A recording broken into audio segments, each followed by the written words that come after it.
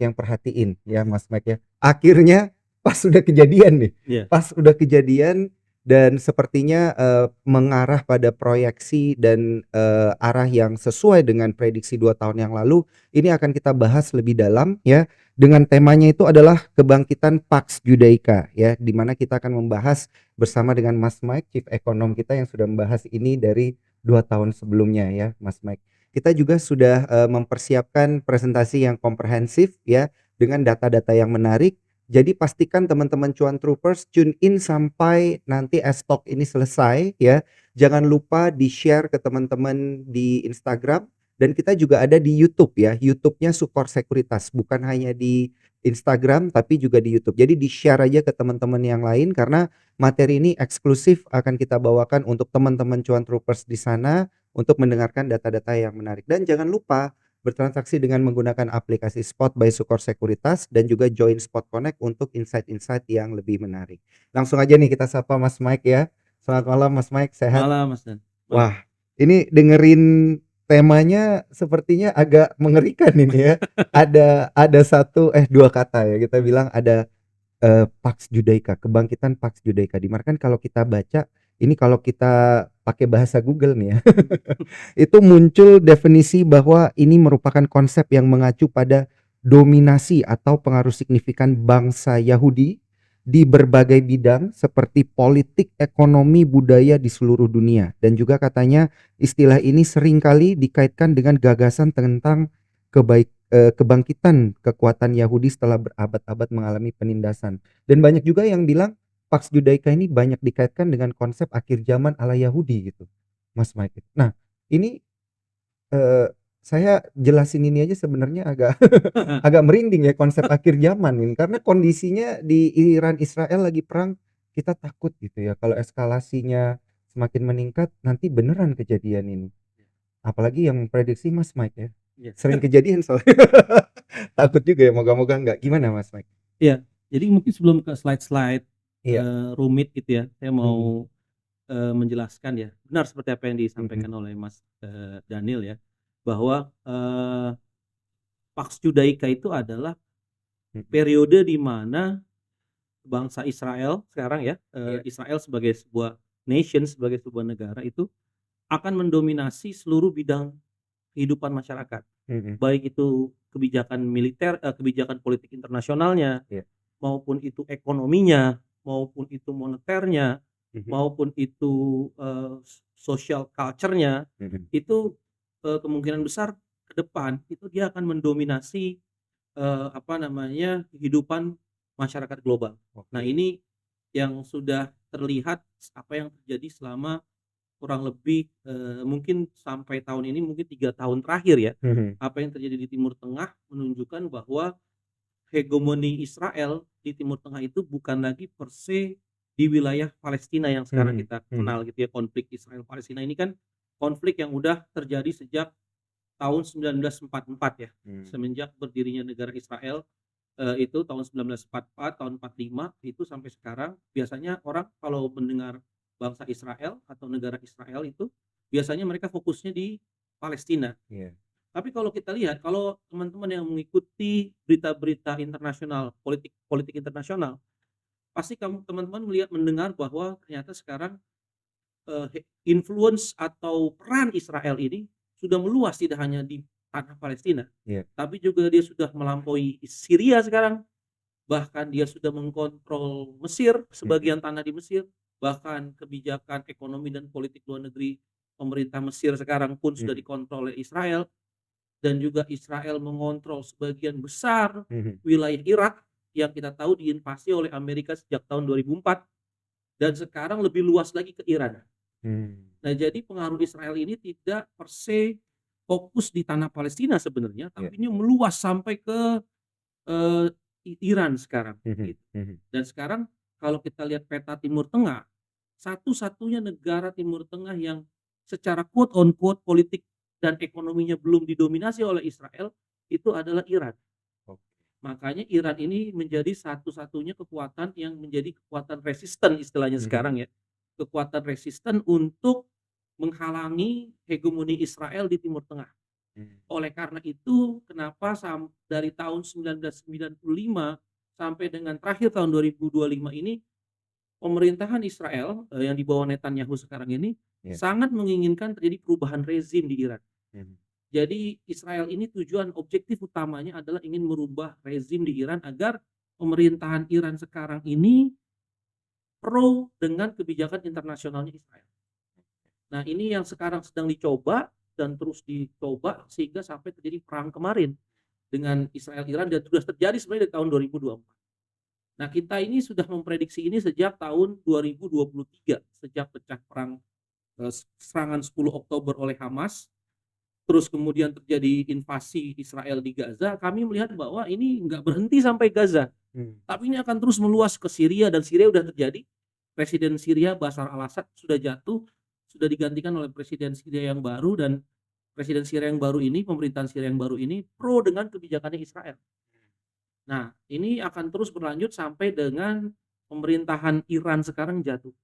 Nah, jadi kalau sampai pemerintahan Iran jatuh, maka seluruh wilayah Timur Tengah yang kita lihat petanya itu fully under control Israel. Israel. Dan Oke. kalau misalkan kekuatan Timur Tengah ini bisa dikonsolidasi oleh Mhm. Israel, Mhm. di bawah satu komando Israel, maka ini yang kita sebut sebagai Pax Judaica ini. Oke. Jadi wilayah kekuatan Israel ini Mhm. akan sangat kuat di Timur Tengah gitu, Iya, beserta aliansi-aliansinya di iya. Timur. Makanya di konsep Pax Judaica ini juga menerangkan bahwa memang ditekankan Israel yang akan menjadi pusat kekuatan dunia gitu ya. Betul, Dan sekarang negara terakhir yang menghalangi itu terjadi adalah Iran. betul, Jadi kalau misalnya Iran sudah berhasil istilahnya ditaklukkan, betul, udah nggak ada lagi ya di Timur Tengah. betul. Berarti absolut udah Israel di Absolut, sana. kekuatannya absolut. Tapi apakah itu berarti Israel yang menguasai seluruh wilayah Timur Tengah itu berarti dia berkuasa juga untuk negara-negara di pinggir-pinggirnya dan akan berpengaruh pada negara-negara besar dan juga ekonomi global gitu ya nantinya? Pasti, pasti. Oke. Karena kalau kita lihat, peta Timur Tengah itu, Iran dan Saudi Arabia, Mhm. itu kita tahu yang sekarang-sekarang lagi digembar-gemborkan atau lagi dibicarakan seluruh Mhm. media itu adalah Selat Hormuz. Iya. Di perbatasan Saudi dan Iran yang disebut dengan Persian Gulf itu, Mhm. atau yang dibatasi oleh Selat Hormuz, itu sangat penting sekali karena itu choke point dunia, di mana 30% produksi minyak dan gas melewati jalur distribusi minyak dan gas itu tidak hanya produksi minyak, tapi jalur distribusi minyaknya melewati Selat Hormuz tersebut. Bayangkan kalau pemerintahan Iran yang sekarang jatuh dan diganti oleh rezim boneka yang dipilih oleh Israel, maka kemungkinan besar seluruh jazirah Arab itu termasuk Selat Hormuz itu akan dikontrol oleh Israel. Mmm. Apa konsekuensi logisnya ketika Persian Gulf itu atau Selat Hormuz itu dikontrol oleh Israel? Konsekuensi logisnya adalah kekuatan-kekuatan dunia seperti Cina, seperti Rusia, bahkan seperti Asia Tenggara, seperti Indonesia dan kawan-kawannya ini, ekonominya akan dikontrol oleh Israel. Karena Oke. jalur distribusi dan jalur suplai minyak dunia itu akan dikontrol oleh Israel. Israel bisa menentukan atau bisa, memainkan harga minyak dunia sebanyak apa yang dia mau. Dengan cara membuka tutup jalurnya aja gitu Betul, ya? dengan cara dia, akan apa namanya, membuat agreement atau perjanjian dengan siapa produksi minyak Timur Tengah Iya, iya. itu akan dimiliki atau Mhm. akan diekspor, sehingga Israel mengontrol dan kita tahu siapa yang mengontrol produksi dan suplai minyak dunia, dia akan mengontrol keuangan dunia. Mhm. Karena kita tahu semua negara-negara Arab tersebut itu memiliki surplus minyak yang luar biasa. Iya. Konsekuensi dari mereka memiliki surplus minyak yang luar biasa, mereka mendapatkan inflow cash sangat banyak sekali. Mhm. Makanya salah satu sovereign wealth fund terbesar di dunia itu adalah punyanya negara-negara Teluk, seperti Saudi, seperti Qatar, seperti Kuwait, seperti Bahrain. Itu mereka memiliki begitu banyak surplus dolar yang bisa nanti dikontrol oleh Israel. Begitu dia menguasai seluruh wilayah Timur Tengah. Nah, ini menarik ya untuk kita lihat langsung nanti dengan data-datanya, tapi mungkin satu pertanyaan, yang menjadi apa ya, ini karena belakangan kan kita, banyak mendengar tentang Selat Hormuz ya, Betul, dan dikatakan bahwa ya seperti yang Mas Mike bilang tadi gitu ya, ini kan jalur yang sangat penting untuk, mempengaruhi harga minyak dan sebagainya. Tapi berdasarkan data-data yang ada ya, ini yang menjadi pertanyaan. Selat Hormuz ini kan berpengaruh pada 20% aja gitu ya, Betul, minyak yang lewat-lewat di betul, area sana. Nah, betul. ini apakah dampaknya sesignifikan itu? Padahal kan hanya 20%. 20% gitu. Iya. Nah, saya kasih gambaran ya. Iya, Ketika terjadi perang Rusia Ukraine iya, tahun 2022, which is sebenarnya mhm, perang Rusia Ukraine ini sangat sangat berkaitan erat dengan Pax Judaika ini. iya, iya, iya. Sebenarnya sangat-sangat berkaitan erat erat dengan Pax Judaika ini. Sangat sebenarnya hubungan antara perang Mhm, Rusia Ukraine tahun 2022 itu berhubungan juga dengan Israel sebenarnya. mhm, Nah, jadi ketika terjadi perang tahun 2022, harga minyak ke berapa? Dari $60 rata-rata per barel di tahun 2021 sekitar bulan November, itu lompat ke $120, naik 100%. 100% Iya, harga minyak. Itu produksi minyak Rusia itu hanya sekitar 8 sampai 11% mmm, dari produksi minyak dunia, minyak dan gas dunia yang ada di seluruh dunia ini, kontribusi Rusia itu hanya sekitar 11%. mhm, Oke. Berarti kalau misalkan 20% yang hancur karena mhm, Selat Hormuz ini, maka kenaikannya kita bisa prediksi lebih dari 100%.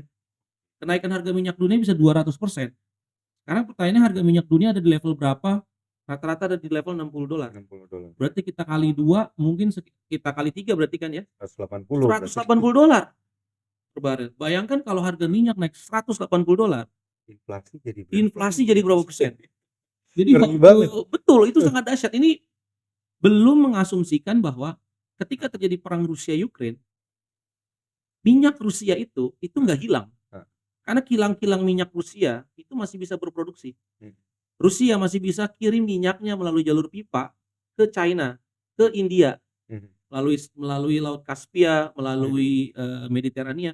Itu tidak ada gangguan dari pasokan minyak Rusia sebenarnya. iya, Hanya negara-negara Eropa itu melarang dirinya sendiri karena sanksi dari Amerika mhm, untuk membeli minyak dan gasnya Rusia.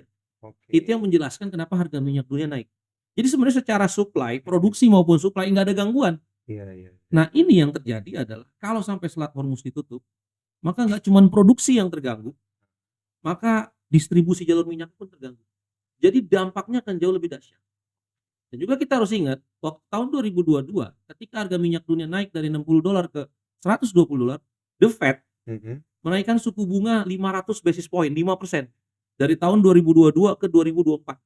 Dia mhm, naikin suku bunga 500 basis point. Nah, mhm. bagaimana yang terjadi kalau harga minyak dari $60 ke $180? Iya, baik. Berapa lagi tingkat suku bunga akan Jadi dinaikin? ini mungkin yang jadi salah satu penyebab kenapa Jerome Powell akhirnya katanya mau turunin 2 kali gitu Betul. ya, suku bunga nanti sampai akhir tahun. Ini kayaknya tiba-tiba jadi apa ya, jadi lebih tenang begitu Iya ya. betul betul betul Jadi lebih tenang kemudian, beliau bilang juga, "Ya kayaknya kita nggak perlu cepet-cepet turunin betul suku bunga ya," karena betul ternyata memang ketakutannya itu ketidakpastiannya adalah kalau harga minyak ini terganggu, inflasi juga bisa kembali terjadi, inflasi iya tinggi ya. pasti. Oke, ini menarik sekali ya untuk kita bahas lebih lanjut Iya, sambil lihat-lihat data betul ya. betul boleh. Mas Mike, kita mungkin bisa Nah bahas langsung nih data-datanya nah Mas Mike juga. jadi ini Heeh, kita buka slide mhm, selanjutnya ya. Ini saya iya, bikin judulnya A New Hope mhm, di Outlook 2025. Kenapa mhm, saya bilang A New Hope? Karena waktu November 2025 kami melihat ya dari mhm, Sukor itu melihat bahwa harga minyak itu harusnya rendah tahun ini iya, sebenarnya. iya, iya, Kenapa? Karena faktor Donald Trump. Next mhm, slide-nya mungkin ya. iya ini kita bisa Oh ya, pakai ini bisa Mas, langsung iya, pakai slide. Nah ini ya. oh, Ya. Kami yakin bahwa harga minyak dunia itu akan cukup rendah. iya, Karena kenapa? Di era Donald Trump di periode pertamanya beliau ya, itu harga minyak mmm, dunia inflasi di Amerika itu salah satu yang terendah. iya betul, 1,9% dibandingkan Joe Biden, itu salah satu presiden Amerika yang inflasinya tinggi 5,7%. mhm, Nah, kenapa Donald Trump itu inflasinya sangat rendah? Padahal kita ingat tahun 2017 sampai 2021 juga terjadi tarif, mhm, terjadi perang tarif sebenarnya kan. betul, Nah, perang tarif ini membuat inflasi di Amerika naik tinggi, tapi kenapa nggak terjadi? Karena Trump dia mengkompensasi kenaikan tarif itu dengan harga minyak yang rendah di era dia periode pertama dia. mmm, Rata-rata harga minyak dunia itu hanya berkisar $65 per barel, iya, oke, $65 per barel. Nah, begitu terjadi perang di Rusia Ukraine di era Joe Biden, itu harga minyak dunia lompat nih sampai 115, $120 puncaknya tertinggi. iya, Nah, ini yang membuat inflasi di era Joe Biden itu sangat tinggi. oke, Nah, di era Joe Biden, oke, mhm, Oke, Iya. di era Joe Biden itu kenapa tadi inflasi di era Joe Biden tinggi, karena inflasi sangat tinggi. Nah, ini berarti kita bisa lihat bahwa hubungan antara harga minyak dengan inflasi di Amerika itu sangat kuat. Iya. Karena Amerika itu negara yang railway system, apa namanya, highway system, bukan Mhm. rail base. Kalau Jepang itu kan railway system antar Iya. kota, dia bisa pakai Kereta. kereta. Dalam kotanya juga bisa subway-nya bagus, Iya iya keretanya iya. bagus. Kalau di Amerika kan subway-nya buruk sekali. Iya betul. Semua rata-rata orang pakai mobil. Jadi Heeh. begitu harga minyak dunia naik, pasti biaya transportasi naik. Iya. Biaya transportasi naik, pasti biaya sewa, biaya pangan naik. Betul. Makanya harga minyak dunia itu sangat penting. Nah, Selat Hormuz ini yang disebut dengan Selat Hormuz nih. Mhm. Selat sempit nih, slide ini mungkin sudah lalu lalang di Sukor dari 2 tahun yang lalu mungkin ya. Iya. Ini saya jarang ganti slide ini. Nah, ini yang disebut dengan Persian Gulf ini. Ini yang Oke. disebut dengan Persian Gulf. Nah, Persian Gulf itu adalah negara dikelilingi oleh negara-negara yang punya minyak 20 sampai 30%. Di sini ada Qatar, ada Dubai. Nah, Dubai juga bahaya karena Dubai juga choke point bagi jalur penerbangan pesawat dunia. Mhm. Makanya waktu kemarin Iran menyerang Israel, Dubai terganggu, itu langsung apa ya, itu biaya penerbangan itu akan meroket.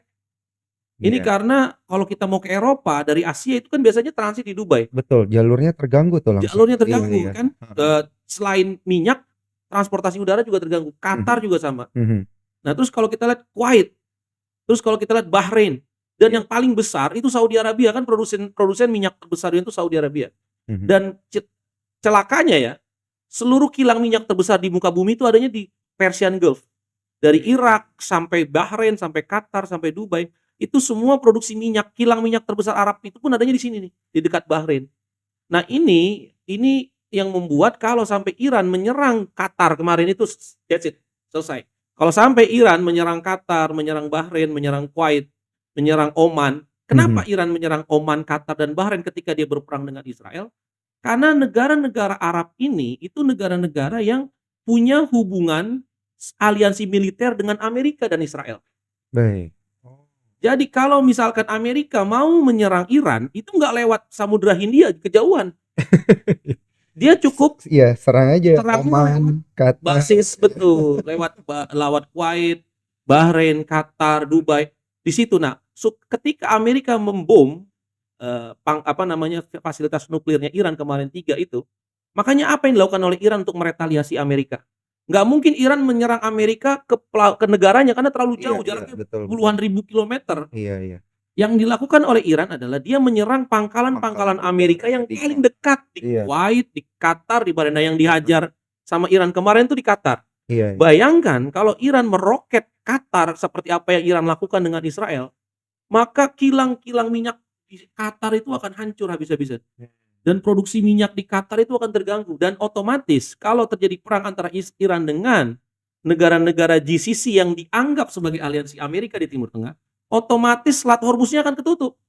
Mhm. Hanya kapal tanker gila yang mau datang ke pelabuhan di Qatar, di Kuwait, di Bahrain, ketika Iran dan Qatar, Bahrain, Kuwait itu saling serangan roket. Iya. Makanya sebenarnya untuk menutup Selat Hormuz itu bukan berarti dipagerin gitu lautnya, enggak, Mmm. tapi cukup dia serang fasilitas-fasilitas minyak Qatar, Dubai, Oman, Kuwait, Bahrain, Irak ini, itu udah dengan sendirinya Selat Hormuz itu Udah. tertutup. Iya. Nah, begitu cara Iran menutup Selat Hormuz adalah dengan mereka mendeklarasikan perang terhadap Amerika sebenarnya. Oke. Bukan terhadap Qatar, bukan terhadap Dubai, cuman karena basis pangkalan militer Amerika itu terbesar ada di Bahrain, Mhm. ada di Qatar, pasti diserang oleh Iran. Karena nggak mungkin Iran retaliasi serangan Amerika langsung ke daratan Amerika. Betul. Jadi ini yang menjadi kemarin titik kritis bagi dunia. Makanya begitu Iran menyerang Qatar, 12 jam setelah Iran menyerang Qatar, itu langsung ceasefire. Trump Mhm. minta ceasefire. Karena Trump tahu kalau sampai Qatar diserang, maka seluruh negara Saudi Arabia, Kuwait, negara GCC kita sebutnya, itu pasti akan mendukung Qatar dan akan menyerang Iran. Karena mereka sudah punya semacam fakta pertahanan Timur Tengahnya sendiri, Mmm. seperti NATO. Satu negara GCC diserang, maka negara GCC lain itu akan membantu negara GCC yang diserang tadi. Oh. Jadi seperti Paham. fakta artikel pertama pertahanan NATO itu kan satu negara member NATO diserang, Paham. maka seluruh Semuanya negara harus NATO dukung. akan mendukung. Iya. Nah, jadi kemarin itu titik kritis sebenarnya bagi ekonomi dunia. Mhm. Nah, untungnya, alhamdulillahnya Donald Trump bijak, dia memutuskan ceasefire Mmm. di detik-detik akhir. Karena kalau sampai Trump tidak memutuskan ceasefire ketika Qatar sudah diserang, maka tinggal nunggu waktu tentara Saudi, tentara Kuwait dan Irak itu akan meroket Iran. Begitu Iran diroket, Iran akan membalas. Jadi terjadilah full war di Timur Tengah. Oke. Dan ini yang eskalasi ini Ini yang yang paling nggak pengen ya. orang paling nggak pengen. Karena Iya, tadi balik lagi, heeh. kalau perang Rusia Ukraine, perang itu adanya di perbatasan Rusia, adanya di wilayah Ukraine, bukan di wilayah Rusia. Oke. Tapi kalau perangnya itu di wilayah ini, di Persian Gulf ini, ya di gambar ini, maka seluruh produksi minyak maupun jalur distribusi minyak itu hancur Iya. dan nggak ada pilihan. Problemnya, contoh Indonesia, problemnya Pertamina. Kita impor 30% minyak Pertamina itu kita impor 30%-nya dari Selat Ormus. Kalau misalkan kita semua hancur, perang full scale di Timur Tengah, we don't have any alternative. Iya. Dan 30%-nya menambal gimana gitu ya. betul, dari mana 30%-nya? Iya. Tadi kan sedangkan Rusia, kalau kita mau Heeh. dari Rusia misalkan, Rusia hanya 11% dari total produksi minyak dunia. Iya. Dan nggak cuman ekonomi Indonesia yang akan hancur kalau ini terjadi. Seluruh entire global ekonomi akan hancur. Dan Oke. fiat currency pun akan hancur.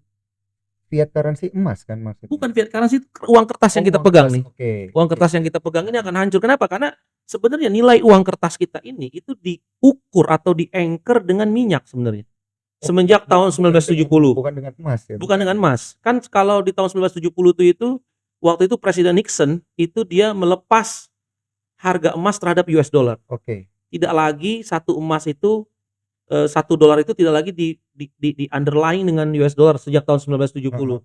Sehingga yang terjadi nilai tukar dolar itu floating exchange rate. Dia floating nilainya terhadap emas. Oke. Makanya semenjak tahun 1970 harga emas itu naik ribuan persen dibanding sekarang. Makanya harga emas itu trennya terus mengalami kenaikan. Karena tidak ada lagi kewajiban bagi Amerika untuk menahan nilai uang emasnya itu terhadap US dollar. Iya. Nah, sekarang ketika emas dilepas oleh US dollar, pertanyaannya adalah dengan apa nilai US dollar ini di-anchor? Oke. Karena kan kalau orang pegang kertas pasti hanya pegang kepercayaan. Iya. Kita pegang US dollar atau pegang rupiah itu kan by trust. Karena trust kita percayakan tabungan kita simpan dalam rupiah, kita simpan dalam US dollar. Oke, semakin kita tidak trust sama suatu negara, biasanya mata uang itu lemah. Mata uang negara Banyak yang menjual. Banyak yang menjual karena orang tidak trust pegang kertas tersebut karena kertas tersebut dianggap tidak punya nilai kan sebenarnya. Karena ongkos memproduksi uang itu kan almost zero sebenarnya. Apalagi dengan teknologi sekarang ada yang namanya digital, transaksi digital kan sebenarnya ketika bank sentral mencetak uang itu almost zero. Kalau dulu kan orang kalau mau jual beli pakai kertas dan ada percetakan yang peruri itu ya dulu ya. Mencetak uang kertas 100.000 itu ada ongkos produksinya. Kalau sekarang kan nggak perlu, cukup digital account aja. Jadi sebenarnya karena uang kertas ini tidak memiliki nilai pada dasarnya, dia harus dinilai oleh sesuatu barang sebenarnya. Dia harus diikat sama suatu barang yang akan relatif stabil nilainya. Nah, dolar ini setelah tidak lagi diikat oleh emas, dia diikat oleh minyak di tahun 1970. Oke. Makanya ada istilah petrodollar monetary system. Jadi tahun 1970 itu adalah lahirnya petrodollar monetary system ketika emas tidak lagi dipakai di era tahun 1970 pasca Bretton Woods tahun 1944 sampai dengan tahun 1970. Nah, negara-negara Persian Gulf tadi, Saudi Arabia, Qatar, Kuwait, Dubai, Oman, kenapa harga minyak mereka tidak dibentuk di Saudi Commodity Exchange misalkan? Harga minyak kenapa dibentuk dalam US dollar? Nggak dibentuk dalam Saudi Real atau dalam Kuwait dinar atau Bahrain dinar, kan contoh seperti Malaysia. Malaysia CPO-nya kan di Malaysian ringgit. Iya, Betul. Nah, ini karena kerjasama atau kerjasama Raja Saudi saat itu Raja Faisal tahun 1970 dengan Henry Kissinger, Menteri Luar Negeri Amerika tahun itu di era Nixon. Jadi ketika terjadi pecah perang Yom Kippur War tahun 1965 kalau nggak salah ya. Yom Kippur War ini persis seperti yang terjadi di Gaza tahun 2003 ini. Di tahun 65 tuh ada pembakaran Masjidil Aqsa. Masjidil Aqsa itu adalah tanah suci nomor 2 setelah nomor 3 bagi umat Islam itu setelah Mekah dan Madinah. Nah, itu waktu itu Masjidil Aqsa-nya dibakar di tahun 1965 sehingga terjadi perang Arab Israel pertama. Jadi terjadi perang Arab Israel pertama kalau nggak salah tahun 64 atau 65. Nah, perang itu membuat harga minyak dunia naik hampir 100%. persis kejadian seperti perang Rusia Ukraine kalau nggak salah. Iya. Nah, ketika itu harga dolar hancur, sehingga dolar Henry Kissinger melihat waktu itu bahwa nilai dolar ini bisa di-anchor oleh suatu komoditas selain emas. Dan ternyata nilai itu komoditas itu adalah minyak. Nah, jadi supaya dolar tetap memiliki nilai dan orang butuh tetap pegang dolar instead of emas, maka dolar ini diikat dengan minyak. Oleh minyaknya siapa? Minyaknya Saudi tahun 1970. Nah, itulah yang disebut dengan perjanjian Kissinger dengan Raja Faisal tahun 1970 yang melahirkan apa yang disebut dengan petrodollar monetary system. Itulah latar belakang kenapa harga minyak dunia dibentuknya di London. Iya. Dibentuknya di Texas di Amerika, Iya. bukan dibentuk di negara-negara Saudi. Karena negara-negara GCC ini sudah memberikan minyaknya mereka hanya boleh dijual belikan dengan US dollar. Dari tahun 1970 sampai dengan tahun 2016. Sebelum ada Shanghai Mercantile Exchange, Shanghai Commodity Mercantile Exchange. Nah, sejak tahun 2016 harga minyak ditentukan oleh dua currency sebenarnya sekarang. Yang pertama dolar, yang satunya yuan. Jadi sekarang kita sebenarnya bisa jual beli minyak itu di transaksi perdagangan minyak. Itu ada oil berjangkanya nggak dengan US dollar, tapi dengan Shanghai dengan yuan. Dari tahun 2016. Nah, di tahun 2016 itu juga kita tahu yuan itu masuk sebagai SDR, Special Drawing Right. Special Drawing Right itu adalah mata uang yang diterbitkan oleh IMF. Jadi setiap kali ada negara yang kesulitan mau bangkrut seperti terakhir Pakistan, seperti Afghanistan gitu ya. Itu IMF akan pinjamkan mata uang tertentu ke negara-negara tersebut untuk menambal cadangan devisanya yang kurang. Untuk membayar utang-utang luar negerinya. Nah, dia instead of memberikan dolar, dia berikan sekumpulan mata uang kuat. Disebut dengan SDR, Special Drawing Right. Di dalam SDR itu ada US dollar yang bobotnya 54%, ada euro, ada Japanese yen, ada terakhir yuan yang punya bobot kalau nggak salah di SDR itu kalau nggak salah ya itu 11%. Nah, sejak 2016 yuan dideklarasi sebagai salah satu mata uang kuat dunia, maka dibentuklah harga minyak itu oleh Cina di Shanghai. Nah, ketika harga minyak dunia tahun 2016 dibentuk di Shanghai, sebenarnya itu menjadi alternatif US dollar. Jadi beli minyak nggak perlu pakai dolar lagi, cukup pakai yuan sebenarnya. Indonesia juga boleh melakukan itu. Indonesia boleh melakukan itu. Tukar ke yuan, beli minyak. Karena kita kan importir minyak, kita net importir minyak tiap bulan tuh 3 billion dolar. Nah, biasanya lucu, kita kalau mau import minyak itu karena kita butuh dolar, kita terbitkan surat utang global bonds dalam bentuk US dollar. Biar kita dapat dolar, dolarnya itu kita belikan minyak. Sebenarnya kita bisa melakukan hal yang lebih murah daripada kita menerbitkan global bond dolar. Kita terbitkan panda bonds misalkan. Itu menggunakan yuan misalkan. Nanti yuannya akan kita belikan di minyak yang harganya bisa lebih murah dibandingkan Brent atau dibandingkan West Texas Intermediaries. Nah, kenapa China itu bisa meng-anchor minyak dengan yuannya? Itu karena kalau tadi kan tahun 1970 seluruh negara Arab ini itu hanya mau menjual minyaknya itu dengan dolar. Saya nggak terima mata uang lain, saya nggak terima euro. You can have gold, you can have a gold like a mountain, tapi kamu nggak bisa dapat minyak saya. Karena saya udah bertransaksi dengan Amerika, saya udah punya agreement dengan Amerika bahwa saya hanya bisa menjual minyak dan gas saya itu hanya dengan dolar tahun 1970 sampai dengan sekarang. Makanya tidak ada satupun negara-negara Saudi, negara-negara GCC ini yang kaya-kaya minyak tadi ya, itu yang mau menjual minyak dan gasnya tanpa menggunakan US dollar sampai detik ini. Nah, ada dua negara dari tahun 2013 yang mau menjual minyak dan gasnya tanpa US dollar. Yang pertama Rusia, yang kedua Iran.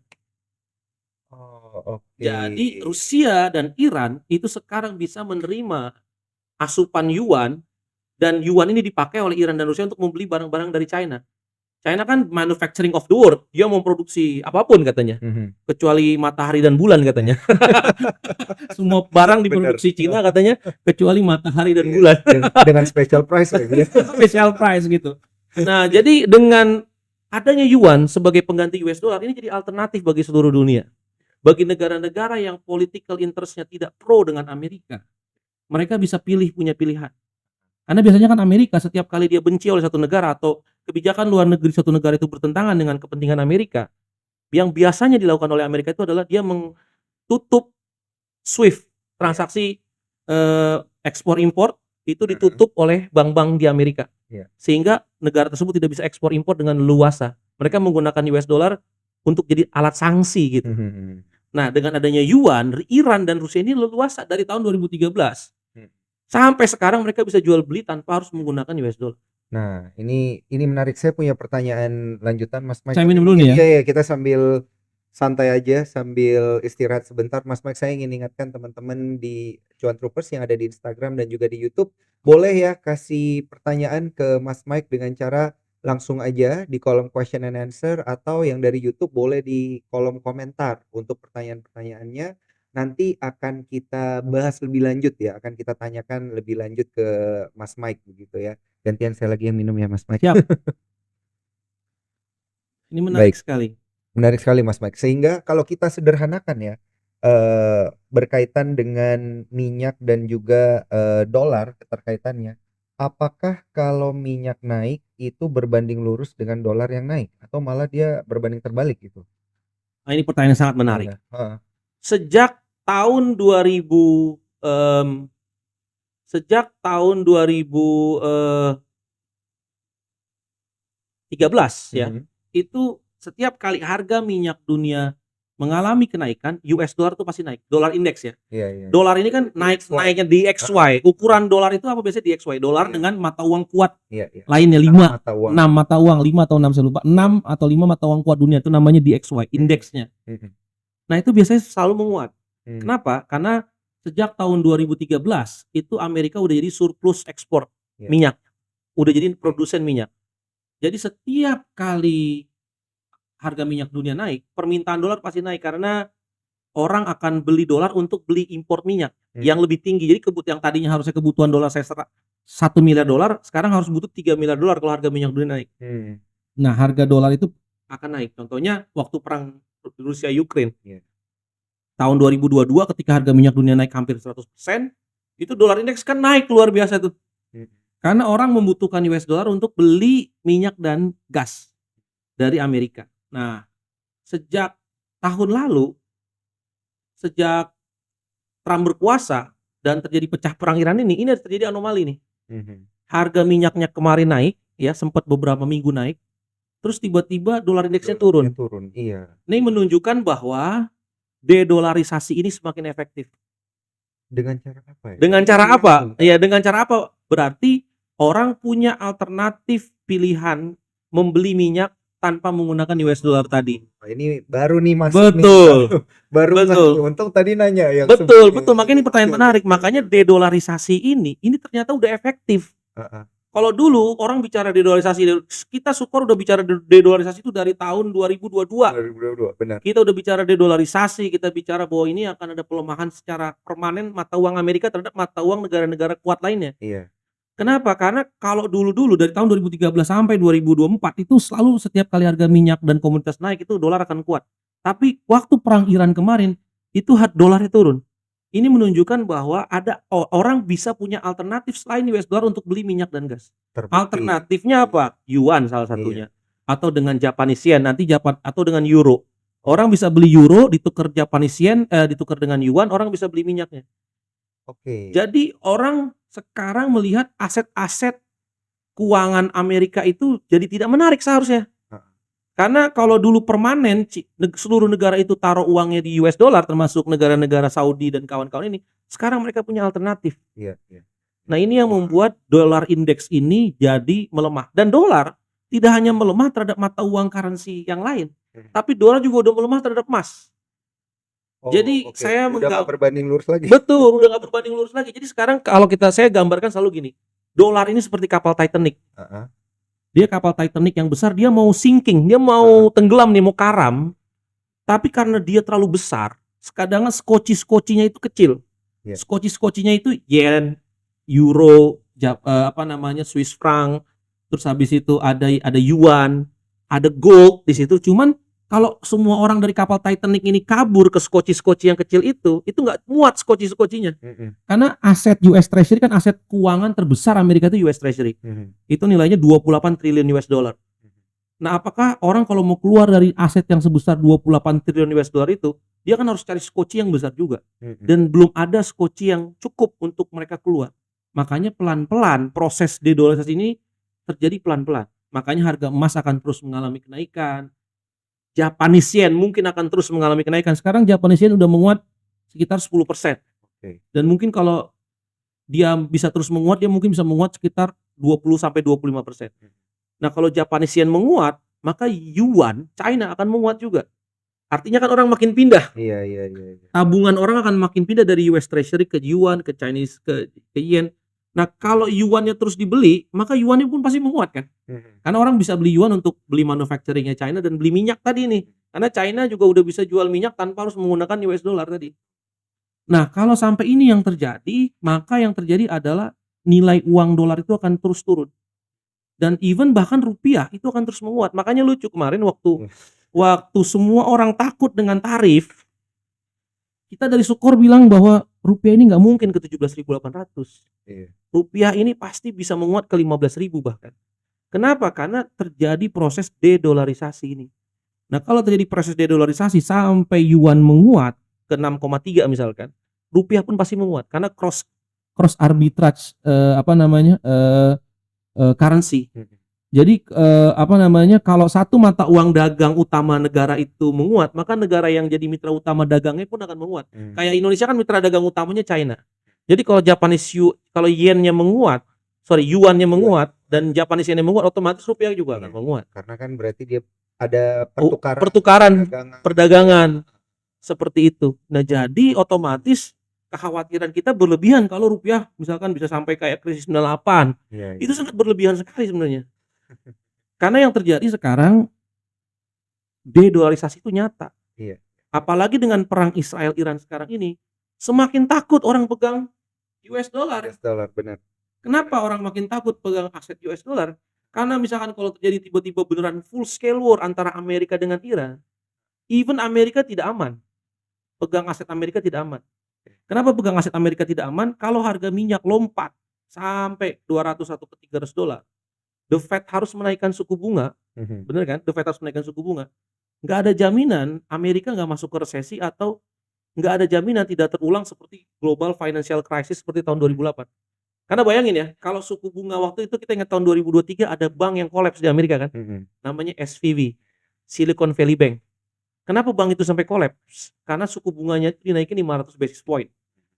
Akibatnya nilai obligasi Amerika jadi hilang setengahnya. Karena kalau bunga naik, harga obligasi turun. Betul. Nah, itu yang terjadi sama SVB. Bayangkan kalau sekarang US Treasury itu naik 5% lagi, jadi 10 atau 12%. Kolaps. Ekonomi Amerika akan kolaps. Ini yang kemudian menjadi pertanyaan, karena kan kita mencoba mencari korelasi dan relevansi nih ya. Betul. Antara perang yang Middle East ini ya, yang tereskalasi hingga Betul. sekarang dan semua mata tertuju pada Betul. berita itu Betul. yang pertama, dan yang kedua semua mata tertuju pada Donald Trump mau ngapain. Nah, Nah, ini yang bikin sebenarnya jadi relevan gitu ya. Ini tadi cerita-cerita yang mendukung Betul. ya. Dot-dotnya ini udah kita Betul. Betul. kita dengarkan penjelasannya. Betul. Sekarang relevansinya dulu nih. Nah, ya, ini maksudnya Trump mau ngapain sih sebenarnya? waduh, Dia kan kalau nggak salah kan kita pernah ngobrol kan Iya. Mas Mike sebelumnya bahwa Trump itu pengen suku bunga turun. Betul. Makanya dia pengen harga minyaknya jangan mahal-mahal. Betul. Supaya inflasi juga turun. Betul. Dan dolarnya juga bisa lebih melemah, orang berani berdagang dengan Amerika gitu Betul. kan. Betul. Nah, tapi ini yang terjadi kan Kebalikannya. Iya. Kebalikannya. Jadi sebenarnya dia mau apa gitu. Nah, ini pertanyaan yang sangat menarik Mas Dan. Nah, ini saya ada slide-nya. Tadi saya bilang bahwa semua kebijakan Donald Trump ini sifatnya inflationary. Iya. Dia naikin tarif, inflationary. Dia tahan orang supaya nggak migrasi ke Amerika. Berarti kan orang produsen-produsen di Amerika harus bayar upah rakyat Amerika yang asli kan, bukan imigran kan, itu kan pasti jauh lebih mahal. Oke? Dia naik potong pajak, naikin defisit APBN, inflasi juga, semua inflasi. Tapi kenapa balik lagi? Tapi semua kebijakan Donald Trump ini nggak ada yang baru sebenarnya. Semua kebijakan Donald Trump ini sudah dia kerjakan dari tahun 2017-2020. Tapi yang terbukti inflasi dia rendah. Iya. Artinya, walaupun kebijakan dia rata-rata inflationary sifatnya atau sifatnya tuh naikin harga barang lah, tapi ada satu kebijakan dia yang mengkompensasi supaya inflasi di Amerika tetap rendah. Apa kebijakan dia itu? Yang paling utama adalah dia menurunkan harga energi. Dia satu-satunya presiden Amerika dari tahun 1950 sampai 2017 yang nggak suka perang. Sebenarnya Donald Trump nggak suka perang, seperti Mas Dan tadi bilang, karena in konflik. Janji kampanye Trump itu adalah dia mau nurunin harga minyak dunia, Benar. supaya the Fed bisa pangkas suku bunganya sebanyak-banyaknya. Makanya kalau Mas Dan lihat dari Januari sampai Juni, Donald Trump itu nge-tweetnya apa? Nge-tweetnya nge-attack Powell kan? Dia minta Mr. Too Late. Makanya Powell bahkan dijuluki sebagai Mr. Too Late. Kenapa? Karena dianggap diinjak terus. betul, dia dianggap sebagai gubernur bank sentral yang terlalu lambat tidak memotong suku bunga. Karena dia sudah bilang harga minyak dunia udah rendah. Ini kan waktu dia menjabat sampai dengan Maret itu, harga minyak dunia itu harga minyak dunia udah $60 sebenarnya. Dan dia udah sukses. Dia datang ke Saudi Arabia minta Saudi naikin produksi minyak. Dia bahkan mau stop perang di Ukraine. Ketika dia makanya ini kan gambar ini kan sangat sebagai gambar fenomenal kan. Ini gambar di mana dia memarahi Zelensky. Dia bilang Zelensky itu bodoh sekali sampai harus berperang dengan Rusia. Makanya dia bilang pemerintahan Amerika udah berganti, udah bukan Joe Biden lagi presidennya. Sekarang saatnya stop perang di Rusia, di Ukraine. Kenapa? Karena tujuannya kalau Rusia dan Ukraine damai, harga minyak dunia pasti turun. Karena Eropa bisa lagi membeli minyak dan gasnya Rusia. Maka terjadi penurunan harga minyak dunia di Eropa dan di seluruh dunia. Nah, semua berlangsung smooth. Bahkan inflasi yang ditakutkan, inflasi kan katanya orang gembar-gemborin kalau tarif itu akan bikin inflasi di Amerika. Benar nggak? Betul. Semua headline-nya seperti itu kan. Apa yang terjadi di inflasi, data inflasi Amerika April, Mei, inflasinya drop. Inflasi di Amerika itu cuma 2,4% sampai dengan bulan Mei. Betul. Ini yang warna kuning, ini core inflationnya Amerika bahkan udah di bawah 3%. Jadi semua orang salah baca data. Balik lagi, kenapa? Karena total impor terhadap GDP Amerika itu cuma 13%. Jadi setinggi apapun tarif yang dikenakan Trump itu dampaknya kecil karena cuma 13% dari total barang yang dikonsumsi rakyat Amerika. Sedangkan 70%-nya itu adalah barang dalam negerinya Amerika. Dan yang paling penting adalah harga minyak dan harga pangan. Kalau harga minyak dan harga pangan di Amerika rendah, otomatis inflasi rendah. Dan terbukti datanya, terbukti sampai dengan bulan Mei inflasi itu rendah di Amerika. Benar. Nggak ada inflasi, where is inflation? Nggak ada. Jadi Trump itu benar, Mr. Too Late si Trump. Jadi Trump itu harus, Powell itu benar harus ikutin Trump. Dia potong suku bunga karena tidak ada tekanan inflasi yang berarti di Amerika. Walaupun Amerika sudah kenakan tarif. Nah ini kan sebenarnya tarif yang efektif itu udah kena di Amerika nih. Oh nih, saya nggak masukin slide-nya di sini. Tapi tarif itu udah kena 30%. Rata-rata tarif dunia udah kena. Even Indonesia udah kena 42% tarif. Tapi inflasi di Amerika itu rendah. Karena harga minyaknya rendah. Jadi Trump itu punya kepentingan. Dia pingin inflasi rendah, harga minyak dunia rendah. Tapi kok terjadi perang Israel-Iran kan? Naik dong ini. Naik dong. Nah apa yang terjadi? Berarti ada kepentingan di luar Amerika. Di luar kepentingan Presiden Amerika yaitu Donald Trump, ada kepentingan yang lebih besar yang harus diakomodasi Amerika, which is adalah kepentingan Israel. Makanya judul tema kita Kebangkitan Pax Judaika. Jadi kalau dulu Israel mau menyerang suatu negara, dia minta izin dulu sama Amerika. Karena Israel terlalu kecil negaranya untuk bisa menang melawan negara-negara Arab. Syria misalkan, di atasnya Amerika, atau melawan Mesir, atau melawan Irak, atau melawan Iran, terlalu kecil. Jumlah kalau nggak salah populasi di Israel tuh yang sekitar 4-6 juta orang. Bandingkan dengan Iran sampai 80 juta orang. Ini kayak nggak bisa menang lah ya. Nggak bisa menang. Jadi Israel ini bisa begitu kuat karena dia tahu dia di backup oleh masternya, yaitu Amerika. Oke? The most strategic alliance-nya Israel tuh Amerika.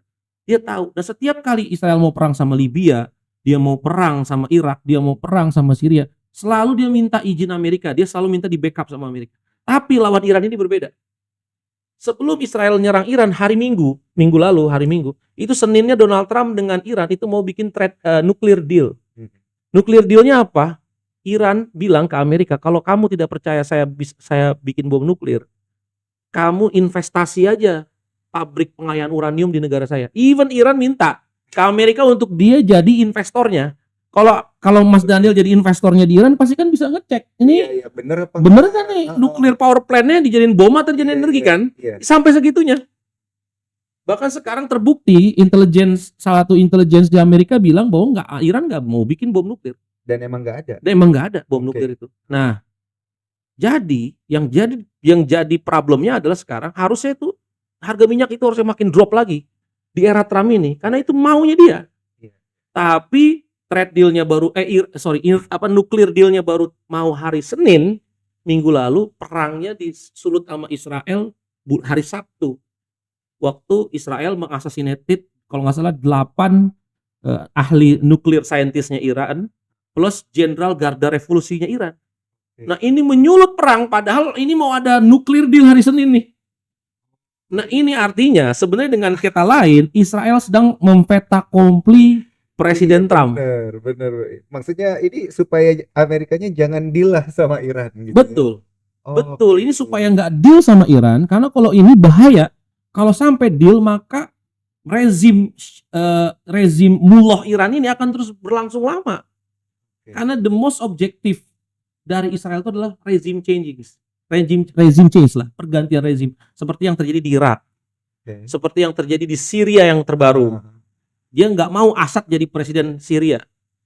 Tujuannya apa? Kalau Syria nggak dijatuh-jatuhkan Assad, maka di wilayah utara Israel itu masih ada musuhnya Israel yaitu Assad tersebut. Nah, Assad adalah presiden Syria yang di backup oleh Iran dan Rusia yang punya kepentingan berbeda dengan Israel. Seperti itu. Jadi ini di fait accompli nih Trump. Nah, ini Syria ya. Mau lihat ini di wilayah ini nggak kelihatan. Harus agak maju nih supaya kelihatan petanya. Petanya ini sayang, petanya nggak begitu besar. Syria ada di wilayah utara. Terus mungkin bisa agak di zoom juga ya. Kalau yang nonton lewat Instagram atau lewat YouTube ya. Karena ini kan di-combine dengan data-data. Nah, itu tadi yang diceritain sama Mas Mike itu ada di bagian atas lah ya. Iya, di bagian Israel. Ini kan Israel kan di sini. Di atas ya. Nah, jadi kita melihat bahwa Trump ini nggak mau perang, tapi Israelnya mau perang. Jadi sebenarnya Trump ini dia tuh gimana ya? Terpaksa mendukung Israel. Nah, akhirnya betul. Terpaksa dia harus mendukung Israel dengan dia mengorbankan kepentingan politiknya sendiri. Apalagi kita ingat tahun depan, nah ini yang paling penting nih, data paling penting. Tahun depan itu adalah pemilu selak di Amerika atau midterm elections. Midterm election itu memilih DPR dan MPR di Amerika. Kalau sampai harga minyak lompat ke 100 atau 200 dolar lah katakan, maka pasti Partai Republik di Amerika itu akan kalah di Kongres di Amerika di midterm elections tahun depan. Nah, kalau sampai kalah, maka Donald Trump itu kayak macan ompong. Setiap keputusan presiden atau kepresnya di sini nggak didukung oleh Kongres. Jadi habislah pemerintahan Donald Trump. Dia ngerti ini. Trump itu pintar, dia ngerti semua ini, dia paham semua ini. Jadi dia seperti di fait accompli. Nah, hebatnya Donald Trump menurut saya, ini menurut saya hebat Donald Trump adalah bagaimana caranya dia menyeimbangkan ini antara kepentingan Israel di satu sisi yang dia harus bantu dengan kepentingan politiknya. Nah, gimana caranya akhirnya dia membom fasilitas nuklirnya Iran 3. Cuman menurut pandangan saya, cara dia ngebomnya itu quote on quote banci. Dia nggak benar-benar merusak fasilitas nuklirnya. Bahkan sekarang banyak report di CNN, CNBC yang bilang bahwa fasilitas nuklir Iran itu baik-baik aja setelah dibom. Itu hanya ngenain depannya aja, ngenain gerbangnya aja, enggak. Dan Iran masih bisa memperkaya uranium sampai jadi bom nuklir itu sampai 3 atau 6 bulan ke depan pun dia bisa. Jadi sebenarnya fasilitas nuklir Iran itu nggak hancur-hancur banget. Nah, kenapa Trump melakukan ini? Supaya tidak menyulut Iran melakukan attacking terhadap military base Amerika yang ada di Timur Tengah. Kalau itu terjadi, Kalau cerita yang tadi itu worst scenario happen.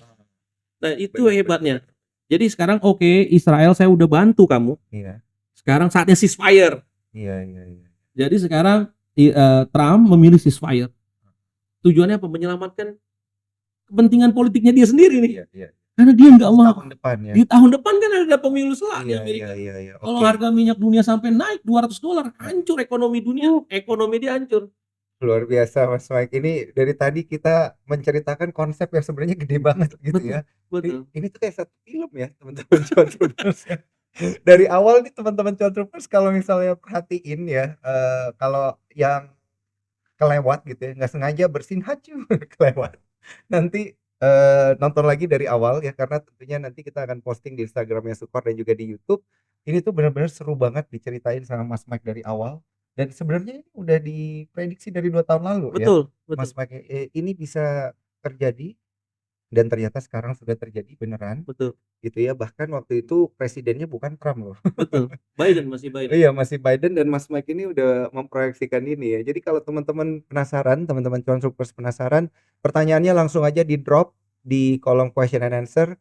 Masukin juga pertanyaannya di YouTube ya, di kolom komentar. Akan kita berikan jawaban yang relate gitu ya. Jawaban yang relate dengan kita punya Ya, cerita gitu. Ini tuh seru banget teman-teman Cuan Troopers ya. Udah kelihatan akhirnya si Trump ini maunya apa ya ke depannya, dan langkah-langkah politiknya nanti apa, sama mungkin nanti kita akan bertanya berkaitan dengan dampaknya ke Indonesia nih, karena kan betul. kita lihat marketnya belakangan ini ya Mas Mike, ini di belakang di layar kita ya. Ya, Belakangan banyakan merahnya daripada hijaunya gitu betul. ya. Mungkin mungkin kita bisa nanti membuat korelasi ke arah sana. Tapi sebelum ke sana kita balik lagi Ya, ya. Ternyata kartunya Trump ini udah kebaca betul. gitu ya. Dia tetap mau inflasi rendah, dia tetap akhirnya nginjek kakinya Biden lagi. Betul. Sorry, kakinya The Fed, Jerome Powell lagi ya, supaya cepat-cepat nurunin suku bunga, dan tahun depan memang ada kepentingan politik. Nah, Betul. selain itu yang masih menjadi pertanyaan adalah Israel itu sendiri gitu ya. Kenapa sih dia bener-bener kayak nggak pengen Amerika ada deal apa-apa dengan Iran gitu ya, Betul. karena kan ini bisa aja sewaktu-waktu dilakukan lagi Betul. gitu di tengah-tengah kan. Betul. Nah, ini menarik. Mungkin bisa masuk ke slide apa bahan saya yang saya kirim yang kedua. Sekarang ada 2 pertanyaan penting nih. Iya, iya, Ya, pertanyaan pertama, ceasefire ini long lasting atau enggak? betul. Ceasefire ini bisa lama atau cuman sekedar 2-3 hari? Iya, iya. Kemarin bilangnya cuma 12 jam, Mas. Iya, bahkan apakah ini bisa berlangsung sampai sebulan ke depan, 2 bulan Iya. ke depan. Nah, ini terkait dengan stok market kita di belakang. Iya, iya. Karena kalau terus-terusan terjadi ceasefire dan tenang situasinya, itu stok market kita pasti rebound. Karena Juli The Fed hampir pasti akan pangkas suku bunga as long as harga minyak dunia di level $60 kayak sekarang. Kan kemarin harga minyak dunia cuma spike sebentar, Benar-benar. habis itu turun kan. Sekarang harga minyak dunia di level $60. Nah, ini reportnya Sukor. Ini Jadi teman-teman kalau buka teman-teman buka open account di Sukor Sekuritas, pasti dapat report dari kami nih. Iya, iya, Ini report terbaru kami kemarin ya. Kami Iya, punya udah baca nih saya. ya udah baca. Kami punya tesis bahwa ada kemungkinan besar ceasefire ini akan berlangsung cukup lama. Tapi bukan garansi dia tidak akan terulang lagi perang Israel-Iran ini. Israel pasti akan terus memaksakan perang dengan Iran sebelum objektifnya tercapai, yaitu adalah perubahan rezim di Iran. Israel ingin menjatuhkan rezim mullah di Iran, ingin digantikan oleh rezim Syah yang dulu pernah ada di Iran dari tahun 45 sampai tahun 1970 sebelum revolusi Islam Iran. Jadi sebelum revolusi Islam Iran tahun 1970 itu pemerintahan Iran itu adalah pemerintahan yang pro dengan negara barat. Namanya rezim Syah. Nah, itu dia sangat pro dengan negara barat. Nah, sekarang apakah ceasefire ini atau gencatan senjata ini akan berlangsung lebih dari setahun? Menurut saya, ini pandangan saya pribadi, mungkin bisa salah, tetap mungkin bisa salah. Cuman menurut pandangan saya, ini akan berlangsung cukup lama. Kenapa? Karena selain Trump tidak mau ada harga minyak dunia tinggi karena dia punya kepentingan politik, tapi walaupun Trump punya kepentingan politik, tetap menurut saya Presiden Amerika siapapun itu, selama dia mendapatkan uang lobby dari AIPAC, lobby American Jewish lobby yang terbesar itu di Amerika namanya AIPAC, namanya American Israeli Public Affairs Committee. Jadi itu adalah kumpulan orang-orang kaya yang ada di Amerika yang kebetulan adalah keturunan American Jewish. Mereka itu adalah pendonor terbesar politisi-politisi di Amerika. baik itu politisi untuk anggota DPR-nya, MPR-nya, maupun presiden even, itu selalu bisa dibayar oleh AIPAC tersebut. Dan dialah yang mendrive kebijakan presiden Amerika itu akan selalu pro dengan kepentingan Israel. Hanya Donald Trump ini unik, karena dia bisnismen, dia nggak butuh-butuh amat duit lobby sebenarnya, karena dia juga udah punya uang banyak. Jadi sebenarnya yang namanya Donald Trump ini dia nggak terlalu diikat sama kepentingan Israel sebenarnya. Jadi selama Donald Trump satu jadi presiden, saya masih sangat yakin dia tidak akan gegabah bikin harga minyak dunia lompat dengan membantu Israel perang dengan Iran. Sebenarnya bisa nggak perang ini dilanjutkan? Bisa. Tapi tadi berarti sampai detik ini kepentingan Trump itu masih di atas kepentingannya Israel. Tapi begitu lobby Israel makin kuat, makin mendesak Trump untuk bisa nyerang Iran kembali, kemungkinan ceasefire ini batal sangat bisa. Even 1 bulan ke depan perang lagi dengan Iran sangat mungkin. Nah, cuman ada satu faktor yang orang lupa, Rusia. Nah, makanya di tesis kita ini kita sangat yakin bahwa begitu Rusia intervensi Iran, perang ini ceasefire ini akan berlangsung lama. Dan Rusia sebenarnya mengintervensi perang ini 12 jam sebelum ceasefire. Nah, kalau kita lihat di peta, di tulisan kita itu ada yang namanya Russian Nuclear Facility, namanya Bashar Iran. Namanya Nuclear Facility, namanya Bashar. Ini adalah nuclear facility yang dibangun oleh Rusia di Iran. Ingat tadi Iran itu adalah negara sekutu terbesarnya Iran itu adalah negara sekutu terbesar Rusia di Timur Tengah. Kenapa Iran menjadi penting oleh Rusia? Karena kalau Iran masih bagian dari Rusia, Rusia masih bisa juga mengontrol Selat Hormuz. Rusia masih bisa mengontrol jalur distribusi minyak dunia. Dan ingat, Rusia dan Iran itu adalah negara anggota BRICS. Yang dimana Iran itu dapat pendanaan sekitar 300 miliar US dollar multi years oleh China. Jadi China tahu bahwa Selat Hormuz ini begitu penting oleh dunia, sehingga China juga mau import minyaknya ke Iran itu tanpa melalui Selat Hormuz, tapi ditarik oleh pipa melalui Afghanistan. Jadi China tahu bahwa sewaktu-waktu perang di Timur Tengah ini bisa pecah. Tapi bagaimana caranya ketika perang pecah, China masih bisa dapat minyak. Makanya dia mau tarik pipa dari Iran ke China melalui multi years kontrak tadi. Makanya Iran adalah salah satu negara Islam yang mendapatkan multi years kontrak dari China. OBOR. Kita ingat OBOR, Belt and Road, One Belt and Road inisiatif itu. Satu negara penerimanya adalah Iran. Nah, begitu Iran jadi strategic alliance-nya China, Rusia pasti akan ikut. Makanya Rusia membantu membangun fasilitas nuklir di Bashar ini. Nah, saya tahu ceasefire ini akan berlangsung lama adalah ketika Putin dan Medvedev itu mantan Perdana Menteri Rusia, dia nge-tweet 12 jam sebelum ceasefire, dia bilang, kalau Iran terus dibom oleh Amerika, maka yang terjadi apa? Rusia akan mengirim, dia nggak bilang Rusia, tapi banyak negara, ya which is pasti Rusia lah. Banyak negara akan mengirimkan nuklir warhead langsung ke Rusia yang ke Iran yang langsung udah jadi. Jadi Iran tuh nggak usah bikin bom nuklir sebenarnya, cukup diekspor, dikasih aja sama Rusia, maka udah selesai. Kenapa? Karena Rusia punya kepentingan untuk mengamankan nuklir facility-nya di Bashar itu tadi, yang ini di peta ini di Bashar ini.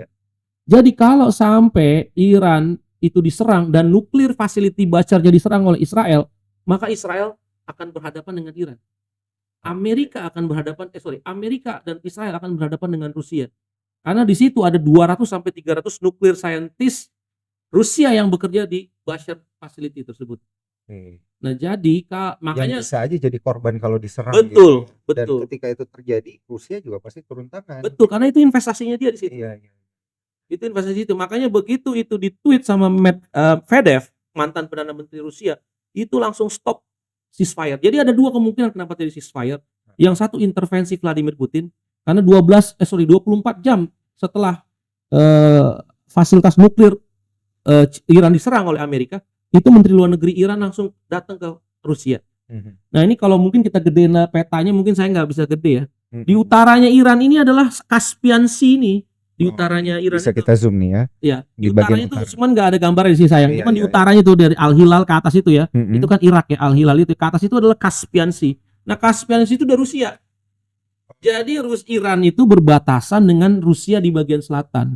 Jadi kalau sampai terjadi perubahan rezim dan rezimnya pro dengan Amerika, maka Amerika dan sekutunya akan pasang hulu ledak nuklir atau balistik long range missile di perbatasan Rusia. Persis kayak Ukraine.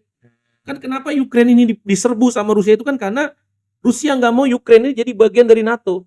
Iya, iya, iya. Nah kalau Iran dapat lagi NATO, Iran menjadi tangkapan terbesarnya NATO, makin terkepung wilayah. Plus lagi Iran berdekatan dengan Pakistan. Dan Pakistan itu tetangganya China. Kalau Iran jatuh, Pakistan pasti jatuh. Kalau Pakistan jatuh ke tangan Israel dan Amerika, maka seluruh border antara Pakistan dengan China itu akan jadi threat, ancaman bagi China. Makanya China tiba-tiba membantu Iran ketika perang terjadi ya. Kapal-kapal logistiknya China itu mengirim bantuan militer ke Iran. Iran, iya. Jadi Timur Tengah ini sangat riskan kalau sampai Amerika ngotot dan Israel ngotot menghancurkan rezim Iran dan terjadi ground troops di sana, benar-benar perang darat, mengirimkan pasukan. Maka nggak cuman pasukan Iran yang akan berperang dengan pasukan NATO, Amerika, Israel dan Eropa di situ, tapi juga Cina dan Rusia pasti akan perang di situ. Ikut juga. Dan terjadilah yang disebut dengan World War III, Perang Dunia Ketiga. Nah, kalau kita lihat slide di bawahnya. Nah, bawahnya lagi. Nah, ini yang saya bilang. Nah, ini adalah pangkalan militer Amerika yang ada di Timur Tengah. Ini mungkin bisa dibantu di zoom juga ya? Ya, dibantu di zoom. Nah, ini pangkalan militer Amerika yang ada di Timur Tengah. Oke. Nah, ini pangkalan militer yang ada di Timur Tengah. Nah, ini nih baru bisa kelihatan jelas ini ya. Betul. Nah, di Afghanistan itu 14.000. Ini kan ini tahun 2020, lihat. Itu kan datanya tahun 2020 ya. Di tahun 2020 itu sebelum di withdraw sama Donald Trump. Bulan Juli kalau nggak salah itu di withdraw 14.000 pasukan Amerika yang ada di Afghanistan itu di withdraw. Makanya Taliban bisa lagi menguasai Afghanistan. Oke? Nah, kalau kita lihat itu kan di bawah Afghanistan tuh Pakistan tuh. Iya, iya. Ya, nah itu China tuh yang ada di tangannya itu ada simbol tangan tuh China udah. Yang paling kanan itu udah China itu. Oke. Nah, itu kan bawahnya India. Iya, iya, iya. Jadi kalau misalkan pasukan ini China nih. Ini udah China. Ini Afghanistan. Oke, ini udah Iran kan? Iya. Jadi begitu Iran jatuh, Afghanistan kan udah dikontrol sebagian oleh Amerika, udah langsung berhadapan dengan China. Dan China punya kepentingan untuk membantu Iran. Iya. Jadi kalau sampai Amerika dan Israel menghancurkan Iran, maka seluruh pasukan Cina akan masuk lewat Afghanistan. Nah, ini Caspian Sea nih. Nah, ini adalah Rusia nih. Iya, itu yang di atasnya Di itu atasnya ya. Iran, utaranya Iran itu adalah Caspian Sea dan di selatan ini adalah Rusia. Jadi kalau misalkan sampai Iran jatuh, pasti Amerika akan pasang balistik balistik long range misalnya di utaranya Iran seperti Ukraine. Iya. Jadi Rusia akan terkepung, baik ada di timur, di selatan tuh akan ada pasukan Amerika di situ. Makanya Iran adalah buffer state bagi Cina dan Rusia untuk kekuatan-kekuatan Amerika. Tapi di sebelahnya Iran di Persian Gulf tadi itu semua adalah basis militernya Amerika. Lihat, di Bahrain ada 7.000 tentara Amerika, di Oman ada 600, di Kuwait ada 13.000, di Irak ada 6.000 pasukan Amerika. Oke, nah jadi ketika Iran diserang pasti dia akan serang ini. Problemnya ini 30% minyak dunia di sini. Dan kalau perangnya di sini teman-teman, kilang minyak hancur, nggak bisa diselesaikan dalam waktu setahun 2 tahun. Iya. Berarti produksi minyak dunia totally gone di seluruh dunia 30%. Kita juga ada potensi buat hyperinflasi. Oh, bukan hyperinflation lagi. Hitungan aja, kalau harga minyak dunia ke $200, berapa harga pertama? Dengan asumsi rupiah 16.200, harga pertama kan sekarang 12.100 kan? Berarti harga pertama 24.000. Jadi 30.000 lah per liter. Itu pasti kita akan mengalami krisis ekonomi pasti. Dan minyak is not all about oil. Minyak is not all about gas ya, enggak hanya buat transportations. But also manufacturing. Plastik hilang, tekstil hilang, aspal hilang, hampir semua petrochemical gone. Dan petrochemical kan the mother of manufacturing. Kalau nggak ada petrochemical nggak ada hilang, F&B hancur karena plastiknya hilang karena semuanya dari turunan minyak. Banyak kan dari turunan minyak. Jadi ketika minyak gone, maka nggak cuma transportasi yang terganggu, bahkan produksi barang pun terganggu. Nah, itu bisa mendorong seluruh dunia masuk ke dalam stagflasi global itu. Makanya tulisan saya di tahun 2024 tahun lalu itu Bapak Ibu bisa baca judulnya Pax Judaika dan Masa Depan Ekonomi. Jadi kalau sampai Pax Judaika ini bangkit, Israel tidak lagi mementingkan kepentingan Donald Trump, dia bisa perang sendiri, dan dia narik seluruh anggota NATO untuk membantu dia tanpa mementingkan kepentingan global, maka yang terjadi adalah stagflasi global. Stok market kita juga akan hancur dalam sekali pasti. Karena suku bunga akan naik dan gagal bayar NPL akan terjadi di mana-mana. Iya. Nah, ini yang nggak pengen sedunia terjadi. Hmm. Tapi ini kan kepentingan dunia ya. Artinya selama sampai detik ini, sampai hari ini Donald Trump masih rasional untuk itu nggak terjadi. Iya. Dia masih mementingkan American interest. Makanya kita lihat kan di New York, di Detroit, di mana-mana di kota sekarang orang riots, demo Iya, against iya. perang lawan Iran. Karena rakyat Amerika makin pintar kan. Iya benar. Jadi ini ya alasan kenapa belakangan tiba-tiba kok Donald Trump nyerangnya the Fed lagi gitu ya. Betul. Supaya pindah lagi gitu. Beda lagi. Kayaknya di Iran Israel udah nggak usah deh, udah selesai, udah ceasefire gitu. Udah lupain, kita balik ke US aja gitu. Supaya nanti banyak kepentingannya dia ke depannya itu, apalagi tahun depan ya, Betul. itu tidak terganggu. Mas Mike, sambil diminum dulu Mas Mike, ini saya pengen ngobrol sebentar sama Cuan Troopers supaya Cuan Troopers jangan lupa menyampaikan pertanyaannya melalui kolom question and answer dan juga melalui YouTube channel ya. Bisa di komen, nanti akan kita berikan pertanyaan langsung kepada Mas Mike, dan teman-teman yang telat untuk join dan bergabung untuk dengerin cerita kita nanti bisa dengerin video ulangnya ya di YouTube dan juga di Instagram kita. Dan tapi Mas Mike, saya benar-benar berharap ya ini ceritanya Mas Mike ini ada yang filmin Mas Mike. Soalnya saya demen banget sama film perang ya, dari tadi diceritain politiknya begini, ternyata bisa ngefek ke ekonomi, bahkan ke Indonesia juga efeknya seperti apa gitu ya, dan lain sebagainya. Oke, tapi kalau kita balik lagi ya ke topik kita berkaitan dengan Pax Judaica ini ya. Kayaknya setiap kali ada perang Iran Israel itu kedepannya saya bakal ingat dengan konsep Pax Judaica ini. Nah, karena baru terjadi beberapa hari yang lalu ya ceasefire-nya dan lain sebagainya, Mas Mike itu melihat most likely probability ini akan terjadi gitu ya, akan benar-benar bangkit itu seberapa besar sih ke depannya? Dalam waktu setahun 2 tahun ini mungkin Israel masih akan menahan diri ya, untuk dia nggak ambil inisiatif. Jadi masih mengikuti Amerika. Tapi nggak ada jaminan 2-3 tahun ke depan Israel nggak ambil inisiatif.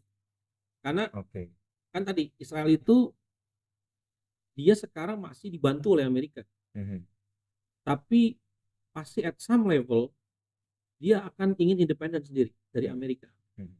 Dia mau independen sendiri dari Amerika dan dia mau merealisasikan ambisinya dia untuk tadi menguasai seluruh Timur Tengah. Gitu. Menguasai seluruh Timur Tengah kan artinya bukan berarti dia menguasai wilayahnya, tapi pemimpin Timur Tengahnya itu yang dia kontrol. Kayak tadi di peta kita ini kan negara-negara yang udah ada basis militer Amerika itulah negara-negara yang udah dikontrol sama Israel. Tadi udah ada Irak, Kuwait, Bahrain, Saudi, even Saudi Arabia. Gitu, dan ini semua negara Timur Tengah ini udah totally dikontrol sama Israel, kepentingan national interest-nya. Gitu. Kapan itu terjadi? Ini pertanyaan sulit sebenarnya. Kapan itu terjadi? Karena bettingnya adalah ini akan men-drag down kekuatan superpower dunia untuk masuk ikut. Untuk menentukan ini pertanyaan menarik. Diizinkan atau enggak. Sekarang teman-teman baca berita hari ini, Donald Trump berkunjung ke markas NATO. Ada di CNN, di CNBC, di mana pokoknya hari ini tuh temanya Donald Trump datang ke markas NATO. Dia minta seluruh anggota NATO itu naikin budget spendingnya 5% dari GDP. Yang sekarang masih banyak yang cuma 1%, bahkan Spanyol nggak ngeluarin spending untuk budget militer. Pertanyaan besar muncul, for what NATO harus naikin budget spending padahal dia nggak punya threat. Sekarang kan dibikin major threat mereka adalah Rusia. Nah, kenapa sekarang? Kenapa Trump mau memaksa seluruh anggota NATO buat naikin budget spendingnya? Berarti kan kalau naikin budget spending ada sesuatu yang mereka mau tujuan yang lebih besar. Bahkan sekarang Jerman dimiliterisasi kembali. Dulu kan Jerman dimiliterisasi karena Perang Dunia Kedua, Hitler takut orang gila datang lagi seperti Hitler di Jerman, dan itu bisa bikin perang di Eropa lagi kan. Makanya rata-rata di Eropa tuh yang kalah perang termasuk Jepang. Nah, sekarang NATO dinaikkan spendingnya, berarti dia akan punya supply senjata, teknologi militer yang akan jauh lebih advance lagi ke depannya kan. Tujuannya buat apa? Itu pertanyaannya, buat apa tujuan ini? Menurut saya akan melanjutkan perang di Ukraine. Oke. Nah, saya tadi cerita kan ada hubungan antara perang Iran dengan Ukraine tadi. Berarti ini masih bisa berlanjut Betul, perang ini masih bisa berlangsung. Balik lagi, kenapa Ukraine itu disupport habis oleh Israel dan Amerika? Iya. Karena Ukraine menjadi proxy war untuk melemahkan Rusia. Kenapa Rusia harus dilemahkan oleh Amerika, Israel, dan NATO? Balik lagi, karena Rusia yang mensupport Iran, yang mensupport Syria, yang mensupport negara-negara yang resisten terhadap Pax Judaika tadi. Jadi kalau Pax Judaika ini mau bangkit, dia benar-benar mau bangkit, mau menguasai seluruh wilayah Timur Tengah, dia harus bisa menghancurkan yang lain juga. Iya. Rusia juga. Betul. Nah, dilemahkan ya. kalau Rusianya hancur, pokoknya kuncinya Rusia. Kalau Rusianya hancur, menghancurkan Cina mudah. Kenapa mudah menghancurkan Cina? Karena Rusia berbatasan ribuan kilometer di utaranya Cina kan. Iya. Kalau kita lihat peta dunia, di utaranya Cina itu kan Rusia. Bayangkan kalau Vladimir Putin jatuh, seperti Uni Soviet jatuh, Rusia bisa dipecah belah negaranya jadi 5 atau 6 negara bagian, dipecah belah. Maka Cina akan dealing dengan tentara NATO di utaranya ribuan kilometer. Dan kalau itu yang terjadi, Cina selamanya tidak akan bisa independen. Cina selamanya akan dikontrol oleh Amerika. Jadi, this is the biggest bet bagi NATO, Amerika, dan Israel. Kuncinya adalah terus memperlemah Rusia. Makanya anggaran military spending NATO itu dinaikin.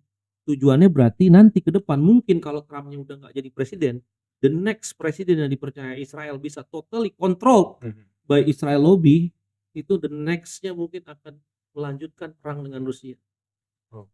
Tapi saya nggak ngeliat itu dalam waktu dekat. Saya belum melihat itu dalam waktu dekat. Ini kayak long run, long game. Betul. Ya. Wah, betul. Seru banget ini, Ya. Mas Mike. Teman-teman Cuan Troopers juga boleh napas dulu ya. Kan yang Pax Judaika yang terjadi hari ini adalah proyeksi dari 2 tahun yang lalu. Betul. Ya, ini yang diceritain sama Mas Mike, kita nggak tahu berapa tahun ke depan. Betul. Bisa aja dia ada kemungkinan terjadi. Bisa lebih cepat, bisa lebih lama. Iya. Tergantung gimana kalkulasi mereka. Oke. Gitu. Tapi terkadang perang dunia itu terjadi oleh friksi-friksi kecil sebenarnya. Contoh, perang dunia pertama terjadi karena terbunuhnya putra Austro-Hungaria Franz Ferdinand. Itu cuman karena ada satu putra mahkota ditembak mati, terus itu trigger perang habis-habisan di Timur Tengah. Di Eropa dan Timur Tengah juga. Nah, itu hal-hal friksi kecil itu yang kita nggak tahu. Mungkin kayak contoh Oktober kemarin, Oktober 10, yang gara-gara Hamas menyerang Israel, terus akhirnya men-trigger perang Gaza, dan perang Gaza ini men-trigger perang Iran. Ini kan eskalasi terus kan. Atau 911, gara-gara 911 men-trigger perang Afghanistan, men-trigger perang Irak. Jadi perlu ada satu event trigger event yang menjadi legitimasi bagi bagi Amerika, NATO, atau Israel untuk melanjutkan perang. Soalnya dari tadi kan kita juga mengabaikan variabel dari negara-negara lainnya di Eropa loh. Betul. Mas Mike. Kita belum tahu apa yang akan terjadi dengan negara-negara tersebut, apakah nanti triggernya dari sana atau apa gitu ya. Dan bisa aja terjadi. Wah, ini menarik banget, Mas. Namun itu kan tadi proyeksi dari Mas Mike beberapa waktu ke depannya, kita nggak tahu apakah bisa terjadi apa enggak, tapi tentunya kita nggak berharap hal yang buruk terjadi. Betul. Kita berharap karena memang kita melihat capital market di mana-mana juga terkoreksi semenjak beberapa minggu belakangan, beberapa bulan ke belakang, pasti para investor ini berharap, aduh, apa sih ini positif trigger yang bisa terjadi dalam waktu dekat gitu, untuk kemudian kita bisa ngelihat kita punya capital market itu kembali rebound gitu. Mas Mike, ini apakah ada celah gitu di tengah-tengah kebangkitan Pax Judaika ini kita bisa rebound sampai akhir 2025 dulu deh. Ya, kalau saya tadi melihat ceasefire ini akan berlangsung cukup lama, karena ada Rusia mulai intervene di sini, di sini, dan ada ketakutan Trump. Jadi 2 faktor ini yang saya pegang, asumsi saya ini yang saya pegang, yang saya yakin ini akan berlangsung lama ceasefire-nya. Nah, kalau ceasefire-nya lama, harga minyak dunia akan terus jatuh. Let's say harga minyak dunia ke $60, maka The Fed bisa pangkas suku bunga 75 basis lagi. Dan Juli ini kalau terus ceasefire terjadi, harga minyak dunia bertahan sampai dengan Juli di $66, maka hampir pasti saya prediksi 80% The Fed akan pangkas suku bunga di bulan Juli ini. Dan ada kemungkinan September, Desember The Fed bisa pangkas lagi another 50 basis point. Nah, kalau ini yang terjadi, deflasi bukan inflasi yang terjadi, The Fed pangkas suku bunga, bond dan stock market kita udah rebound. Nah, kan saya selalu cerita bahwa biasanya bond bergerak lebih dulu daripada pasar obligasi, bergerak lebih dulu daripada pasar equity. Iya. Dan sekarang sudah pasar obligasi kita sudah bergerak lebih dulu dari pasar equity. Sekarang yield kita yang 10 tahun itu udah jatuh terus. Sekarang di level 6,6, mungkin 6,5. Minggu depan mungkin bisa ke 6,3. SRBI pun sudah turun dari 7,4% tahun lalu, sekarang udah tinggal 6,1, 6,2%. Jadi nggak ada pilihan sebenarnya bagi investor, dana pensiun, asuransi, bank, aset manajemen untuk menaruh investasinya karena yieldnya udah makin turun, makin rendah kuponnya. Bahkan corporate bonds, biasanya kalau orang government bonds itu udah turun, biasanya orang lari ke corporate bonds. Corporate bonds itu sekarang aja yang single A, kalau yang 5 tahunnya di 6,1, yang single A-nya itu mungkin paling 7,2, 7,4%, itu udah nggak menarik lagi menurut saya yieldnya ya, udah terus turun. Dan pasti mereka akan pilih saham.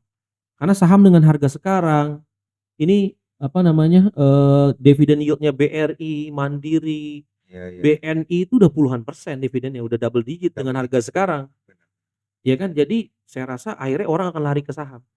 Jadi as long as ceasefire ini berlangsung lama, dan prediksi saya akan berlangsung lama, at least sampai akhir tahun ini akan terjadi rebound di pasar saham. Karena udah kelihatan, selama rupiahnya menguat, yieldnya turun obligasi, pasar saham tinggal tunggu waktu. Menurut saya, ini tinggal tunggu waktu. Cuman sekarang mungkin confidence orang belum balik. Bener nggak sih ini ceasefire? Beneran nggak sih, apa besok masih akan ada perang lagi sih? Masih Jadi, perlu nunggu. masih perlu nunggu. Tunggu Trump nanti ngomong apa ya. Betul. Tweetannya gimana, dan Betul. Israel dan juga Betul. Iran akan Kayak gimana? seperti apa Betul, ya ke betul, depannya. betul. Tapi kan ada satu tantangan lagi nih sebenarnya Mas Mike yang jadi challenge kita ya. Banyak banget nih lembaga-lembaga ekonomi di seluruh dunia itu yang menurunkan proyeksi pertumbuhan ekonomi kita gitu. Betul. Apalagi ini kejadian perang. Bisa aja nih kita di semester depan diturunin lagi proyeksi pertumbuhan ekonomi. Iya. Gimana Mas Mike melihat ini? Ya, ini tadi mungkin bisa tampilin tuh table saya, outlook Iya. ekonomi global. Nah, yang ini ya. Bisa tampilin itu yang lagi di TV, tampilin. Oke. Nah, itu. Iya. Oh, ini ya. Ya, kita bisa lihat ada nggak negara yang sebagus Indonesia di table ini? Amerika 2025 tumbuhnya 1,8%. Eropa 0,8. Apalagi kalau sampai ini perang mendisrupsi investasi mereka ya, atau tarif mendistribusi investasi mereka, Jepang 0,6. Hanya India yang lebih tinggi dari kita 6,3. Sisanya Cina 4% bahkan. ASEAN 5 3,9%. Kalau Indonesia masih tumbuh 4,8, walaupun kita turun, yang lain lebih rendah dari kita. Iya. Yang lain lebih rendah dari kita. Jadi nggak ada alternatif pilihan, dan apalagi dedolarisasi terjadi. Dedolarisasi terjadi, orang semakin mulai enggan untuk pegang aset dolar. US Treasury-nya, stock market-nya gitu. Kalau dolar indeks terus turun, berarti kan Eropa, Japanese yen jauh lebih menarik asetnya. Apalagi kalau Jepang melakukan kenaikan suku bunga, dan ini lebih menarik. Tadi kan saya betting tahun ini The Fed akan pangkas suku bunga 75 basis point. Dia tidak hanya akan pangkas suku bunga, tapi mungkin The Fed akan mungkin The Fed akan naikin money supply dengan cara sekarang gini, kita lihat ya. Ini ada slide menarik. Nah, ini adalah S&P 500 yang warna kuning gitu ya, yang sebelah kanan itu S&P 500. Nah, ini M2 supply atau money supply growth-nya Amerika. Ini The Fed ini kan balance sheet, ini kan money supply growth, ini total seluruh money supply di Amerika, Mas Dan. Iya. Total seluruh money supply di Amerika itu naik 8%. Padahal balance sheet-nya The Fed itu turun. Logikanya kalau balance sheet-nya The Fed turun, harusnya kan money supply growth-nya di Amerika nggak naik tapi turun kan? Turun, iya harusnya Tapi turun. naik. Artinya apa? Ada yang mencetak dolar di luar The Fed. Siapa yang mencetak dolar di luar The Fed? Bank umum di Amerika. Boleh mencetak. Boleh dengan cara dia menciptakan kredit. Dia memberikan loan. Nah, ke siapa bank-bank di Amerika ini memberikan loan? Dia memberikan loan-nya itu, ya, dia memberikan loan-nya ini ke US Treasury.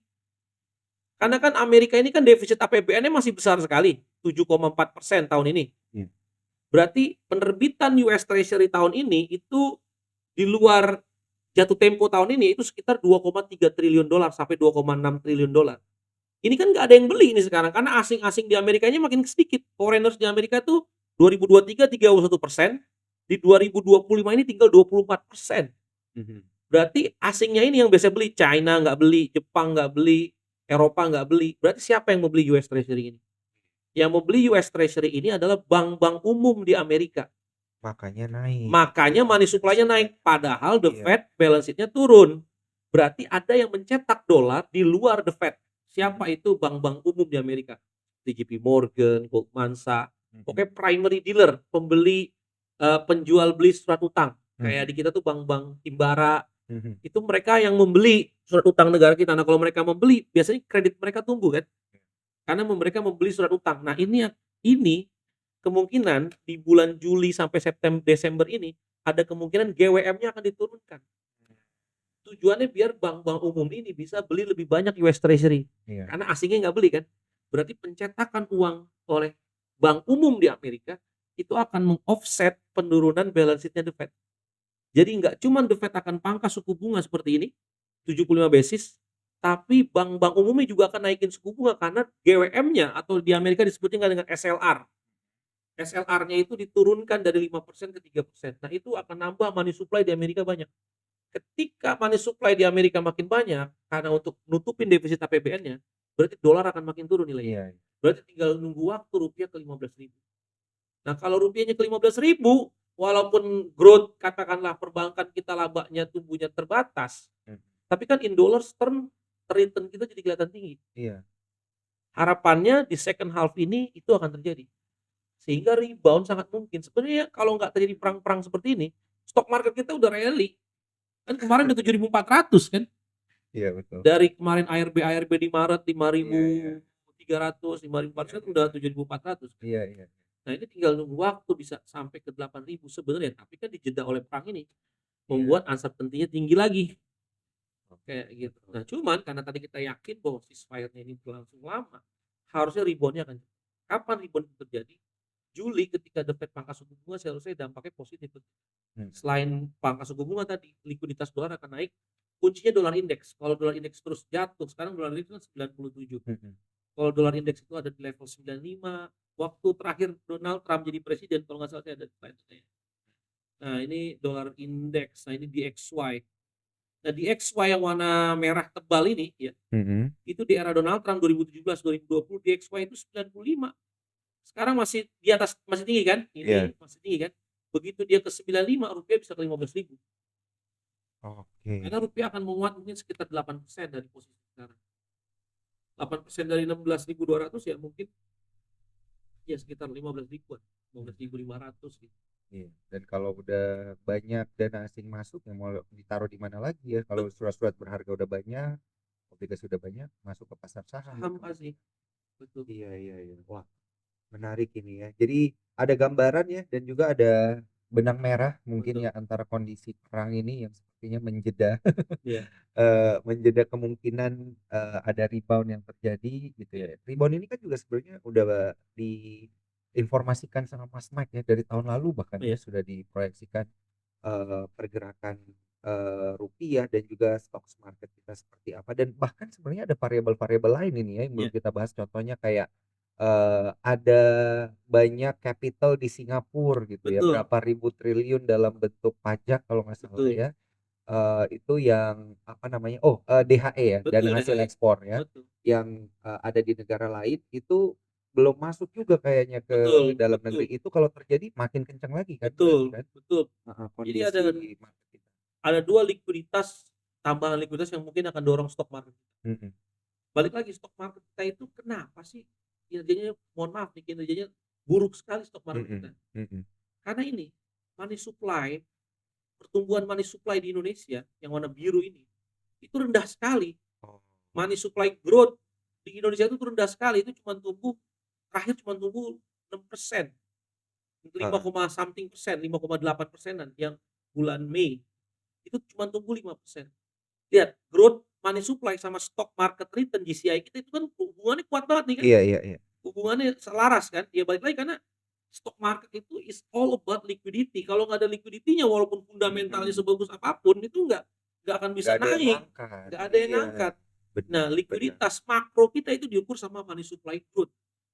Mhm. Nah, money supply growth kita biasanya tumbuhnya 10-an%. Sekarang setengahnya tumbuhnya. Cuma 5%. Kenapa? Karena kredit perbankannya nggak kenceng. Kredit perbankan kita itu terus turun, bahkan sekarang angkanya cuma 8%. Kalau bank nggak bisa kasih kredit, otomatis money supply growth-nya nggak tumbuh. Plus lagi pemerintah kita kan efisiensi, pangkas anggaran. Iya.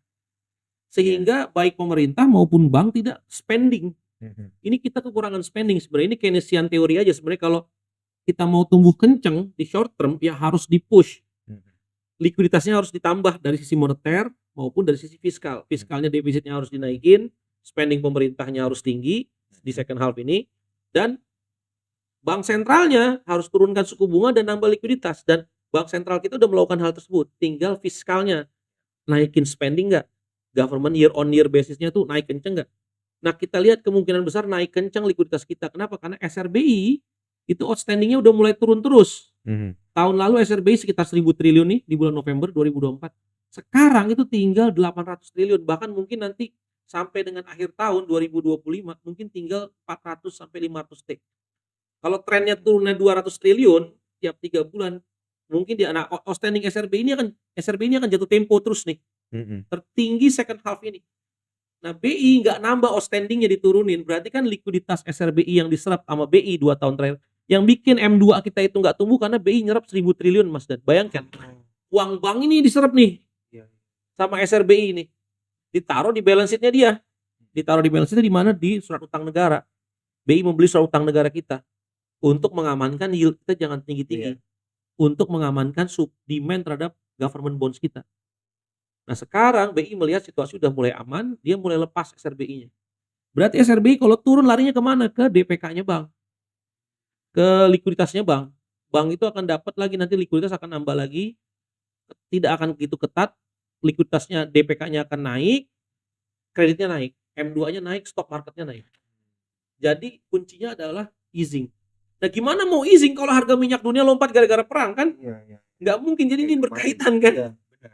Jadi selama harga minyak dunianya stabil, perangnya nggak ada, ceasefire-nya lama, BI akan lanjutkan easing. Dia akan naikkan likuiditas. Begitu likuiditasnya naik, DPK banknya naik, kredit banknya tumbuh, mulai likuiditas di money supply-nya naik, GCI-nya Benar, naik. benar. Untuk mencapai kestabilan yang dibilang sama Mas Mike ini kan translasinya butuh waktu ya. Karena kan harus nunggu kondisi ceasefire-nya di sana benar-benar benar-benar terjadi gitu ya. Jangan Iya, ada lagi kemudian harga minyaknya jangan naik lagi gitu ya. betul. Tetap bertahan aja di kisaran 60-an. Ini kan pasti memakan waktu gitu ya. Betul. Mas Mike, apakah kita melihat satu kuartal untuk kemudian bisa terjadi stabil ini ya? Biasanya stabil itu sebulan pun kita udah cukup melihatnya. Oke. Kalau selama sebulan ke depan ini nggak ada perang, ceasefire yang benar-benar bisa bertahan lama, saya rasa orang udah bisa ambil conclusions. Oke. Berarti tesis saya benar nih. Iya. Oh, ini akan lama ceasefire-nya karena ada intervensi Rusia, ada kepentingan Trump di situ. Jadi saya rasa sih kalau tesis saya benar, ya orang hanya akan melihat sebulan. Contoh kayak Ukraine, dia koreksinya hanya sebulan, 2 bulan. Tapi orang mulai rasional, orang mulai, oh ya ini nggak mungkin sampai direct war dengan anggota NATO nih. Iya. Konsekuensi contoh kalau Iran terus diserang sama Israel mengena fasilitas nuklirnya itu tadi, itu akan seperti itu. Oke, oke.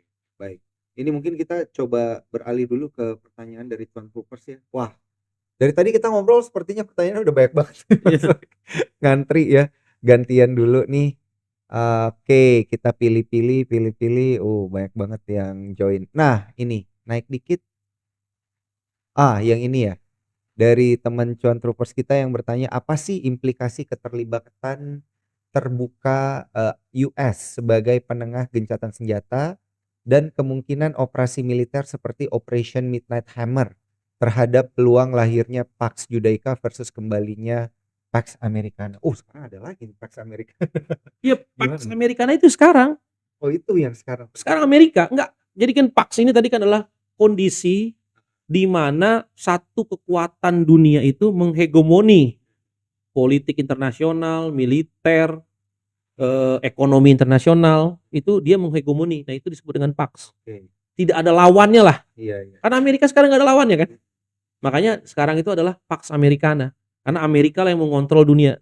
Nah, sekarang mau lahir ke Pax Judaika. Apa implikasi keterlibatan Amerika nih sebagai menengah gencatan senjata dan kemungkinan operasi militer seperti operasi Midnight Hammer terhadap peluang lahirnya Pax Judaika. Sekarang kalau Amerika intervensi, dia udah lakukan ini. Jadi sekarang ini yang terjadi masih Pax Americana. Yang terjadi adalah Pax Americana itu masih di atas Pax Judaika. Karena Amerika masih bisa mengintervensi keputusan Israel untuk berperang. Di stop dengan ceasefire-nya Donald Trump. Oke. Tapi kalau sampai Amerikanya kalah, Israelnya jalan sendiri dan terus dia perang tanpa ada bantuan dari Amerika dan Amerika akhirnya takluk arah dan ikut perang juga, ya konsekuensi worst scenario tadi terjadi. Jadi jawabannya tadi menurut saya sih sekarang ini masih dominasi Amerika masih besar terhadap kondisi sekarang. Gitu. Dan Israelnya pun kelihatannya nurut. Dan karena kenapa? Tadi ada intervensi Rusia di situ. Jadi yang orang nggak lihat di media-media mainstream itu adalah intervensi Rusia di sini. Nah, intervensi Rusia di sini masih dilihat sangat beresiko bagi Pax Judaika. Bagi Israel untuk melahirkan Pax Judaikanya itu masih beresiko tanpa bantuan Amerika.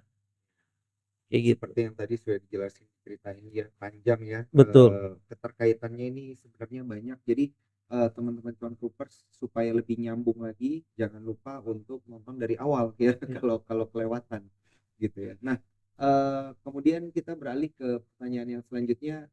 Wah, ini berkaitan sama market nih, Mas Mike. Apa sih penyebabnya IHSG jadi satu-satunya market yang merah kemarin setelah gencatan senjata? Sempat hijau, Betul. terus jadi merah, Iya. berbalik arah. Kalau menurut saya itu faktor internal, bukan Iya. faktor eksternal, karena semua regional hijau. Mungkin salah satunya adalah result dari bank. Salah satu dari result dari Bank Mandiri ya. Oh iya. Yang nggak Kemarin begitu kita keluarin riset betul juga. riset Bank Mandiri yang orang jadi khawatir karena year to date itu pertumbuhan kreditnya Bank Mandiri itu hanya 0,1%. Kalau Mandiri aja 0,1%, gimana yang bank yang lain gitu. Jadi yang lain betul balik lagi kan tadi problem kredit nggak tumbuh kencang ini tahun ini karena tadi bank-bank bingung bukan bingung sih ya. Demand terhadap kredit sektor apa yang besar itu masih belum banyak. Atau orang masih tahan untuk investasi. Atau yang ketiga, likuiditasnya nggak ada. Karena LDR-nya Bank Mandiri setahu saya kan sekitaran 98% masih rata-rata. Ketat sekali sebenarnya sih. LDR 3 bank besar kita tuh sebenarnya relatif ketat. Jadi 3 faktor ini mungkin saling simultanus mempengaruhi pertumbuhan kredit bank. Jadi lebih karena result dari bank-bank besar kita yang mungkin belum meet the expectations. Tapi untuk memang arah perbaikan. Betul. Bank-bank besar itu yang jadi kontributor besar pelemahan indeks kita sebenarnya. Betul. Kalau kita lihat dari kondisi kemarin, menarik. Nah, dan berkaitan dengan riset-riset seperti ini ya, Cuan Troopers, termasuk dengan tadi risetnya Mas Mike ya, yang berkaitan dengan tesis bahwa ada Rusia begitu ya di tengah-tengah perang Iran dan Israel, itu tuh semua bisa didapatkan di dalam aplikasi Spot. Jadi teman-teman yang sudah bergabung dan menggunakan aplikasi Spot ya, langsung aja buka bagian home, login, buka bagian home, scroll ke bagian bawah, masuk ke bagian riset. Nah, di situ lengkap ya. Bahkan ada riset-riset spesial juga dari Mas Mike. Nah, kita lanjut ke pertanyaan berikutnya ya. Mengapa ketika perang terjadi antara Israel dan Iran, bursa Israel malah mencapai all time high padahal bangunannya sudah diserang oleh Iran? Wah, ini fun fact ya. Iya, fun fact, bener. Baik lagi. Gak usah perang. Iya. Covid. Oke. Covid usaha tutup kan? Iya. Restoran tutup, pesawat nggak jalan, tourism mati gitu kan. Tapi lihat stok market kita. Ada nggak ya stok market kita pas Covid 2020? Ini saya gambar. Oh, nggak ada ya, saya nggak. Oh, yang waktu rebound. Iya. Ya, waktu rebound. Iya. Stok market kita rebound kan? Iya. Dari crash di 3.800 di Maret terus naik kan. Saya paham logiknya. Jadi lebih kurang dahsyat apa COVID sama perang kemarin? Iya. Lebih Saya dahsyat paham COVID. logik. Kenapa? Artinya apa? Heeh. Stock market balik lagi, it's nothing to do with real sector Iya, as long as the liquidity expanding. benar. Makanya tadi ada slide saya hubungan antara M2 dengan stock Dengan market. stock market justru M2 ya Yang itu mempengaruhi kita. ekspansi likuiditas itu yang mempengaruhi stock market performance. Oke. Nah, kenapa stock market kita itu begitu dahsyat naiknya tahun 2020 itu ya karena BI-nya cetak uang. Iya. Wah, mantap ya. Saya jadi paham nih logikanya ya. Dan waktu bisnis di Iran itu tutup gara-gara perang, duitnya mau diputar di mana? Betul, Di stock market gitu betul, kan, sama betul. transaksi Sama kayak COVID. COVID, sama kayak waktu Iya. COVID. Jadi stock market is Bener. actually about liquidity. Iya. Wah, ini thank you nih dari Cuan Troopers nih, ada yang ngomong spot with Mas Mikael is the best. Thank you. Thank you. Ya, Mas Mike, berarti jangan lupa ya masukin riset lanjutan Oh iya, siap. gitu ya. Siap. Termasuk mungkin ada cerita lanjutan kan, tadi kita ada ngomongin tentang proyeksi Mas Mike, apa yang kemungkinan terjadi ke depannya ya, berkaitan dengan Pax Judaica ini. Apakah Rusia akan tetap turun tangan atau Amerika mulai melakukan apa ya, strategic movement gitu untuk melemahkan Rusia dan lain sebagainya. Ini tentunya ditunggu nih sama teman-teman Cuan Troopers ya. Dan bagi teman-teman Cuan Troopers lain, itu tadi pertanyaan dari Instagram, mungkin ada rekan-rekan Cuan Troopers yang nanya via YouTube, kita coba tengok ya. Oh, belum ada ya, nggak apa-apa. Oh, mungkin diwakilkan dari pertanyaan yang dari Instagram dulu. Nah, ini ada nih pertanyaan dari Cuan Troopers kita, mengingat GDP Indonesia di tahun 2025 itu diprediksi 4,6%, namun Vietnam memiliki GDP sekitar 6,8%, di mana ini merupakan prediksi dari World Bank. Apakah investor asing mungkin akan lebih prefer ke bursa Vietnam daripada ke Indonesia? Wah, ini ada benarnya juga nih. Iya, bisa. Cuman Mas Mike.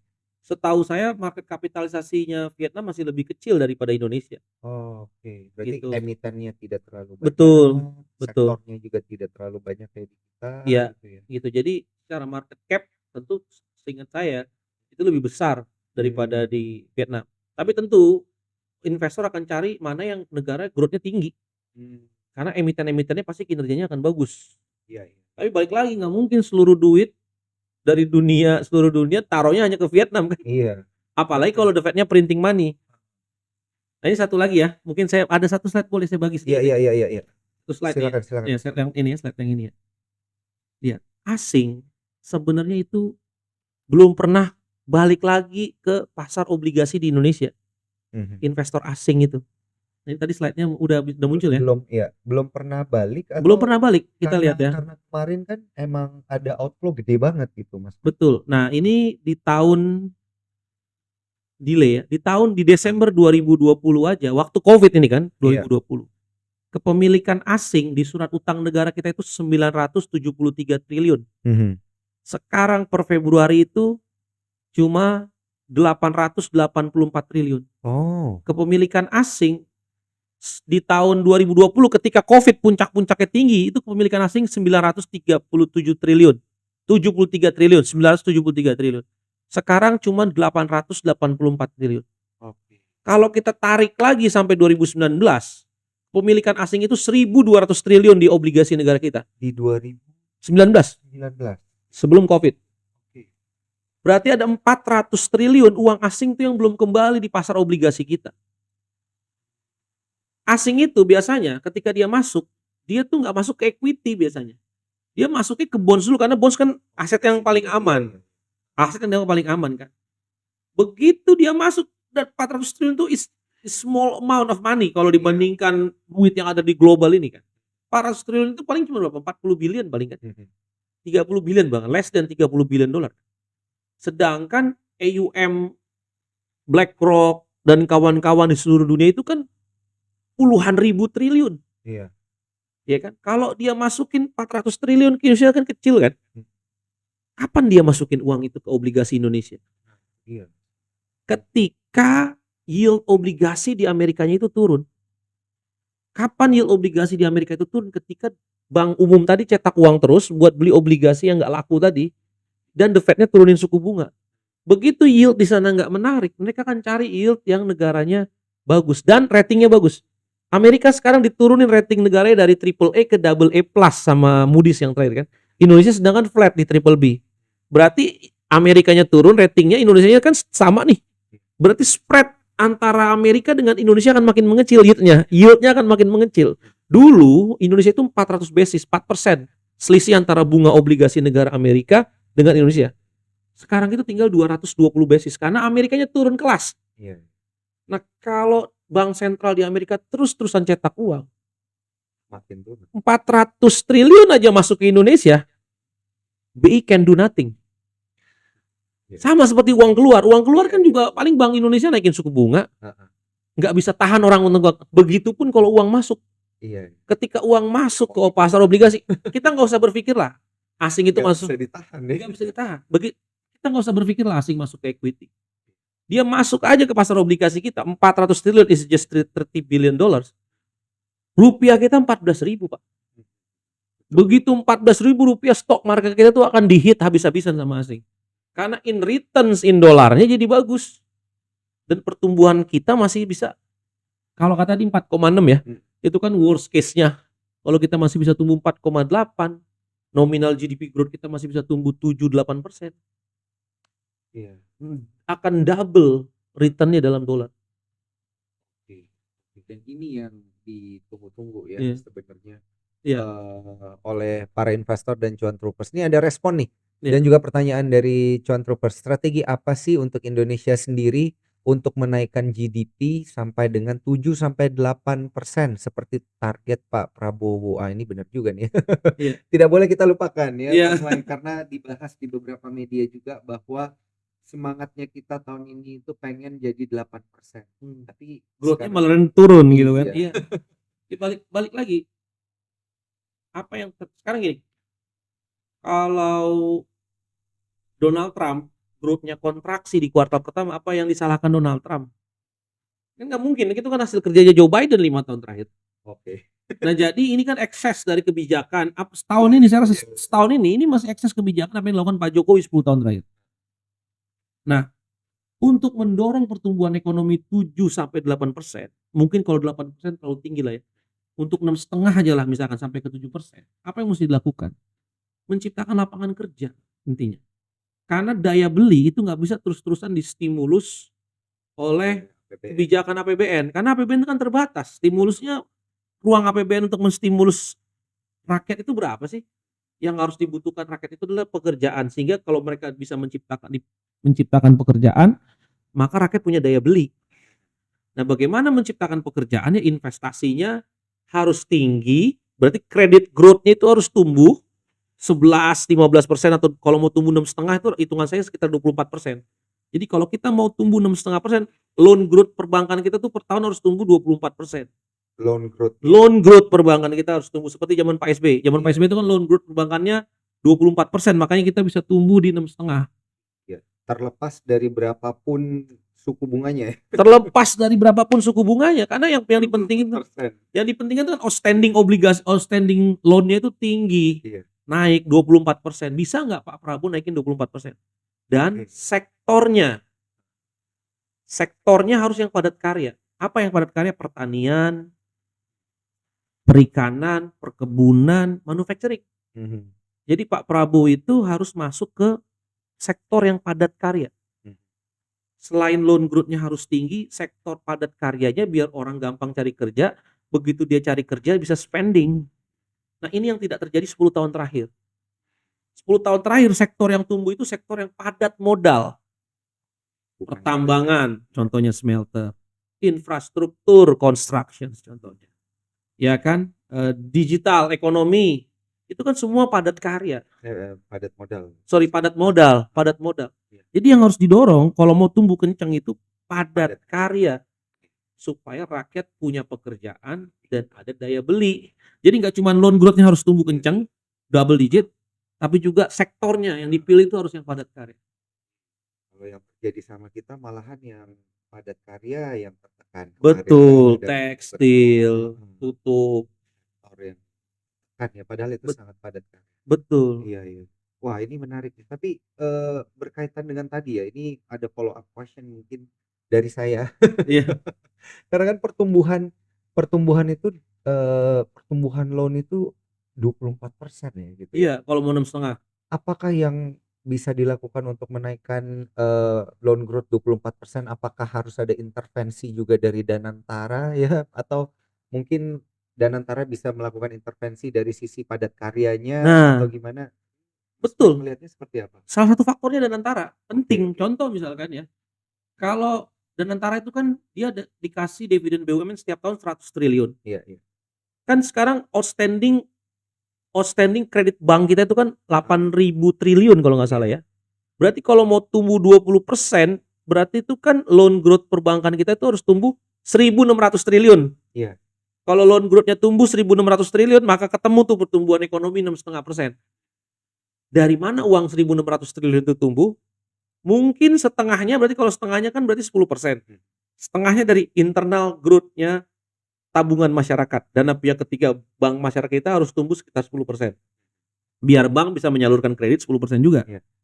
Sisanya 10%-nya lagi berarti kan 800 triliun kan? 800 triliun itu bisa dari Danantara. Danantara misalkan dia dikasih modal 100 triliun. Dia bisa JV misalkan sama perusahaan asing, katakanlah ketemu 100 triliun juga, terus dapat modal 200 triliun, terus di leverage 3 kali dengan utang. Jadi berapa itu? 200 triliun kali 3, 600 triliun. Jadi Danantara ini bisa jadi vehicle-nya pemerintah untuk dorong investasi asing masuk dengan joint venture dengan asing, Oke. plus dia bisa leverage equity-nya dia dengan utang. Betul. Nah, cuman balik lagi tadi, Danantara bisa nggak mendorong pertumbuhan ekonomi? Sangat mungkin. As long as sektor, balik lagi, sektornya penting. Sektor yang dipilih Danantara untuk investasi haruslah sektor-sektor yang menciptakan job. Haruslah job creations. Balik lagi, sektornya harus padat karya. Apakah sektor padat karya itu banyak? Ya banyak. Banyak sekali, banyak. Pemerintah bisa investasi di banyak sektor. Dan ini yang mungkin masih dirumuskan ke depannya ya Betul, sama, betul. pihak-pihak Danantara itu. Kita Betul. tunggu aja Kita nanti tunggu investasinya akan eksekusinya kemana. seperti apa. Betul.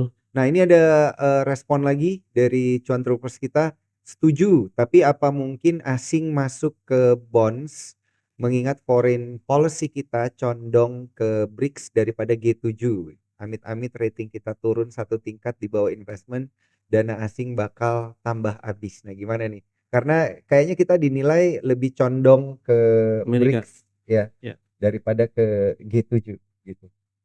Wah, kebetulan saya pernah kerja di lembaga rating. Nah, gimana tuh? Jadi saya Boleh ngerti excited banget ngerating satu negara, sovereign rating satu negara. Kalau saya ya, ngelihat Indonesia tuh harusnya udah naik peringkat. At least outlook-nya ke triple B outlook.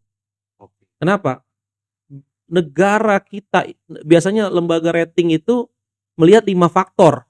Negara itu di-ratingin dengan 5 faktor. GDP per kapitanya, inflasinya, nilai tukarnya, nilai tukar berarti faktor yang mempengaruhi nilai tukar ya, neraca pembayarannya surplus enggak, ekspornya current account-nya surplus enggak gitu ya. Inflasinya, kebijakan moneternya, inflasinya rendah enggak, bunganya rendah enggak. Terus habis itu fiskalnya, defisit APBN-nya rendah enggak. Terus rasio utangnya rendah enggak. Terus yang terakhir political stability. Nah, Political stability kita stabil apa enggak? Kalau kita lihat 5 matriks ini, mayoritas loh itu. iya harusnya kita membaik. Iya. Contoh, inflasi kita rendah kan? Iya. Inflasi kita 1,6%. Bunga kita, Amerika naikin suku bunga 500 basis point, kita cuma naikin suku bunga 160 basis point 4 tahun terakhir. Defisit APBN kita salah satu yang terendah di dunia.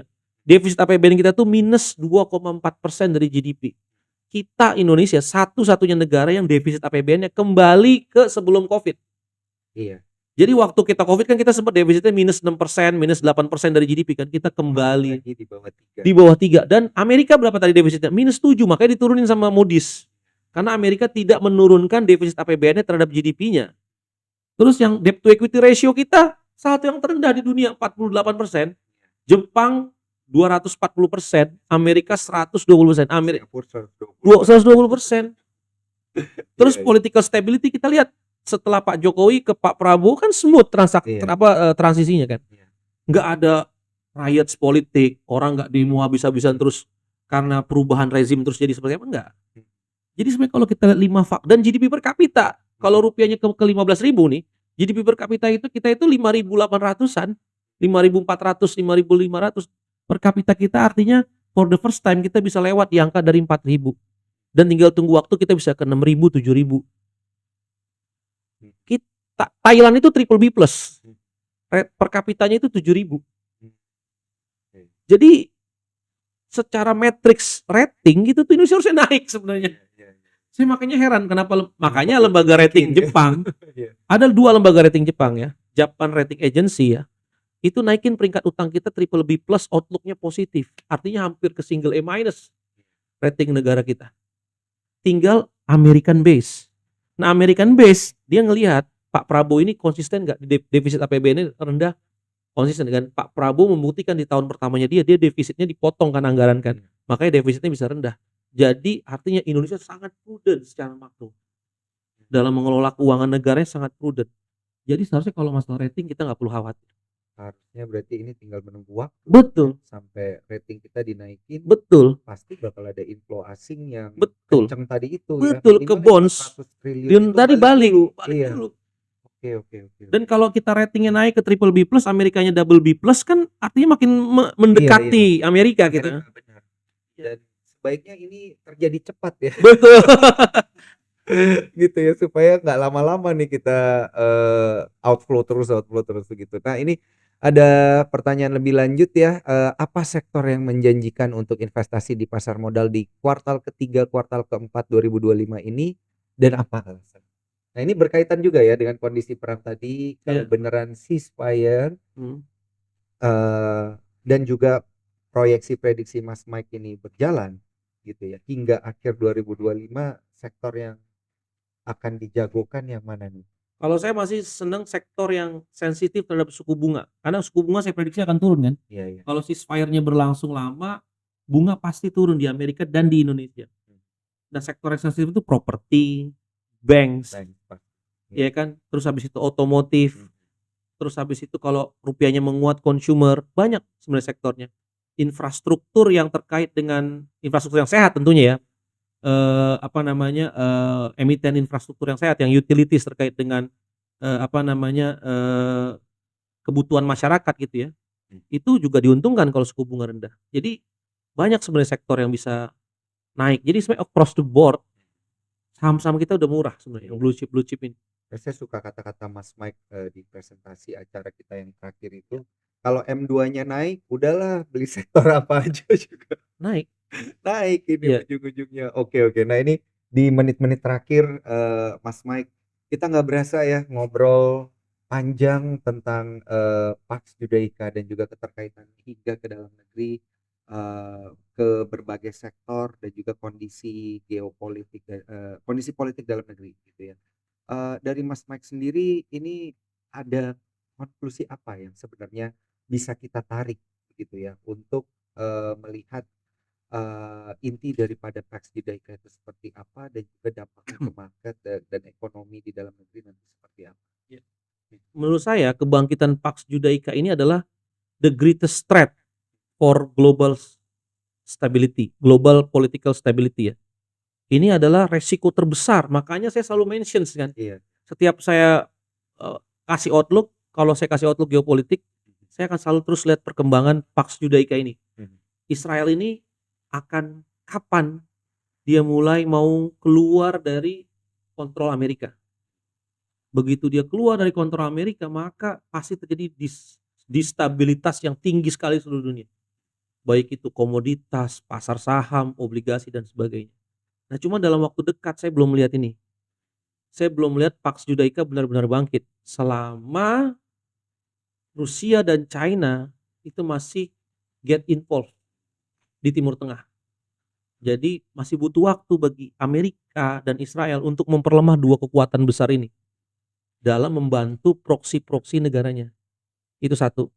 Jadi kesimpulan saya, mungkin ceasefire ini akan masih berlangsung lama di Timur Tengah, sehingga harga komoditas tidak akan terdisruption terlalu tinggi, sehingga rupiah, bond market kita akan aman, rupiah kita kecenderungannya akan menguat. karena The Fed akan memangkas suku bunganya, rupiah kita menguat, bond market kita akan naik, yield-nya akan turun, dan tinggal tunggu waktu stock market kita akan rebound cukup kencang di sisa tahun ini, di second half ini, di kuartal 3 dan keempat ini akan mendorong stock market kita untuk naik rebound cukup kencang. Jadi kuncinya adalah menurut pandangan saya ini, mudah-mudahan saya benar. Mudah-mudahan saya benar, saya rasa ceasefire ini akan berlangsung lama dan stabilitas keamanan dunia akan kembali pulih. Oke, mantap Mas Mike ya. Ini yang saya tunggu-tunggu. Iya. Karena ini yang akan kita buktikan nanti ya. Betul. Biasanya cepat, biasanya lama Lambat, ya. ya. Kalau Pak Judaika ini waktu untuk membuktikannya 2 tahun ya. Untuk Mas Mike. Tapi ditunggu aja ya Cuan Troopers yang sudah menyaksikan ya dari awal hingga akhir. Ini tentunya sangat menarik untuk kembali juga kita perhatikan ke depannya ya, apa yang akan terjadi dan juga mekanisme geopolitik dan juga ekonomi ke depannya masih tetap perlu diwaspadai ya. Bukan berarti kalau ceasefire itu kita lupakan, bukan ya, karena kan ini semua nantinya akan tetap berkaitan. Dan kembali lagi untuk riset-riset yang menarik dari Mas Mike dan tim Sukor Sekuritas nanti bisa dilihat di aplikasi Spot by Sukor Sekuritas. Makanya bergabung melalui ifom.sukorsekuritas.com, dan setelah menjadi nasabah teman-teman bisa masuk ke dalam aplikasi Spot. Di bagian menu utama scroll ke bawah masuk ke bagian riset, di situ letak ilmu-ilmu dari tim riset Sukor Sekuritas termasuk Mas Mike juga ya, kita taruh semuanya di sana. Jadi akhir kata saya ucapkan terima kasih untuk teman-teman Cuan Troopers yang sudah menyaksikan Sukor special talk kita pada malam hari ini. Jangan lupa untuk tetap saksikan S-Talk kita lainnya ya, karena pasti akan kita buat menarik dan juga spesial, apalagi kalau ada geopolitik event lainnya yang terjadi ya. Mas Mike, mudah-mudahan yang baik aja. Terima kasih udah menyaksikan. Saya Daniel Wiguna pamit undur diri. Begitu juga dengan Mas Mike. Terima kasih. Mewakili tim dari Sukor Sekuritas. Sampai jumpa di S-Talk lainnya. Bye-bye.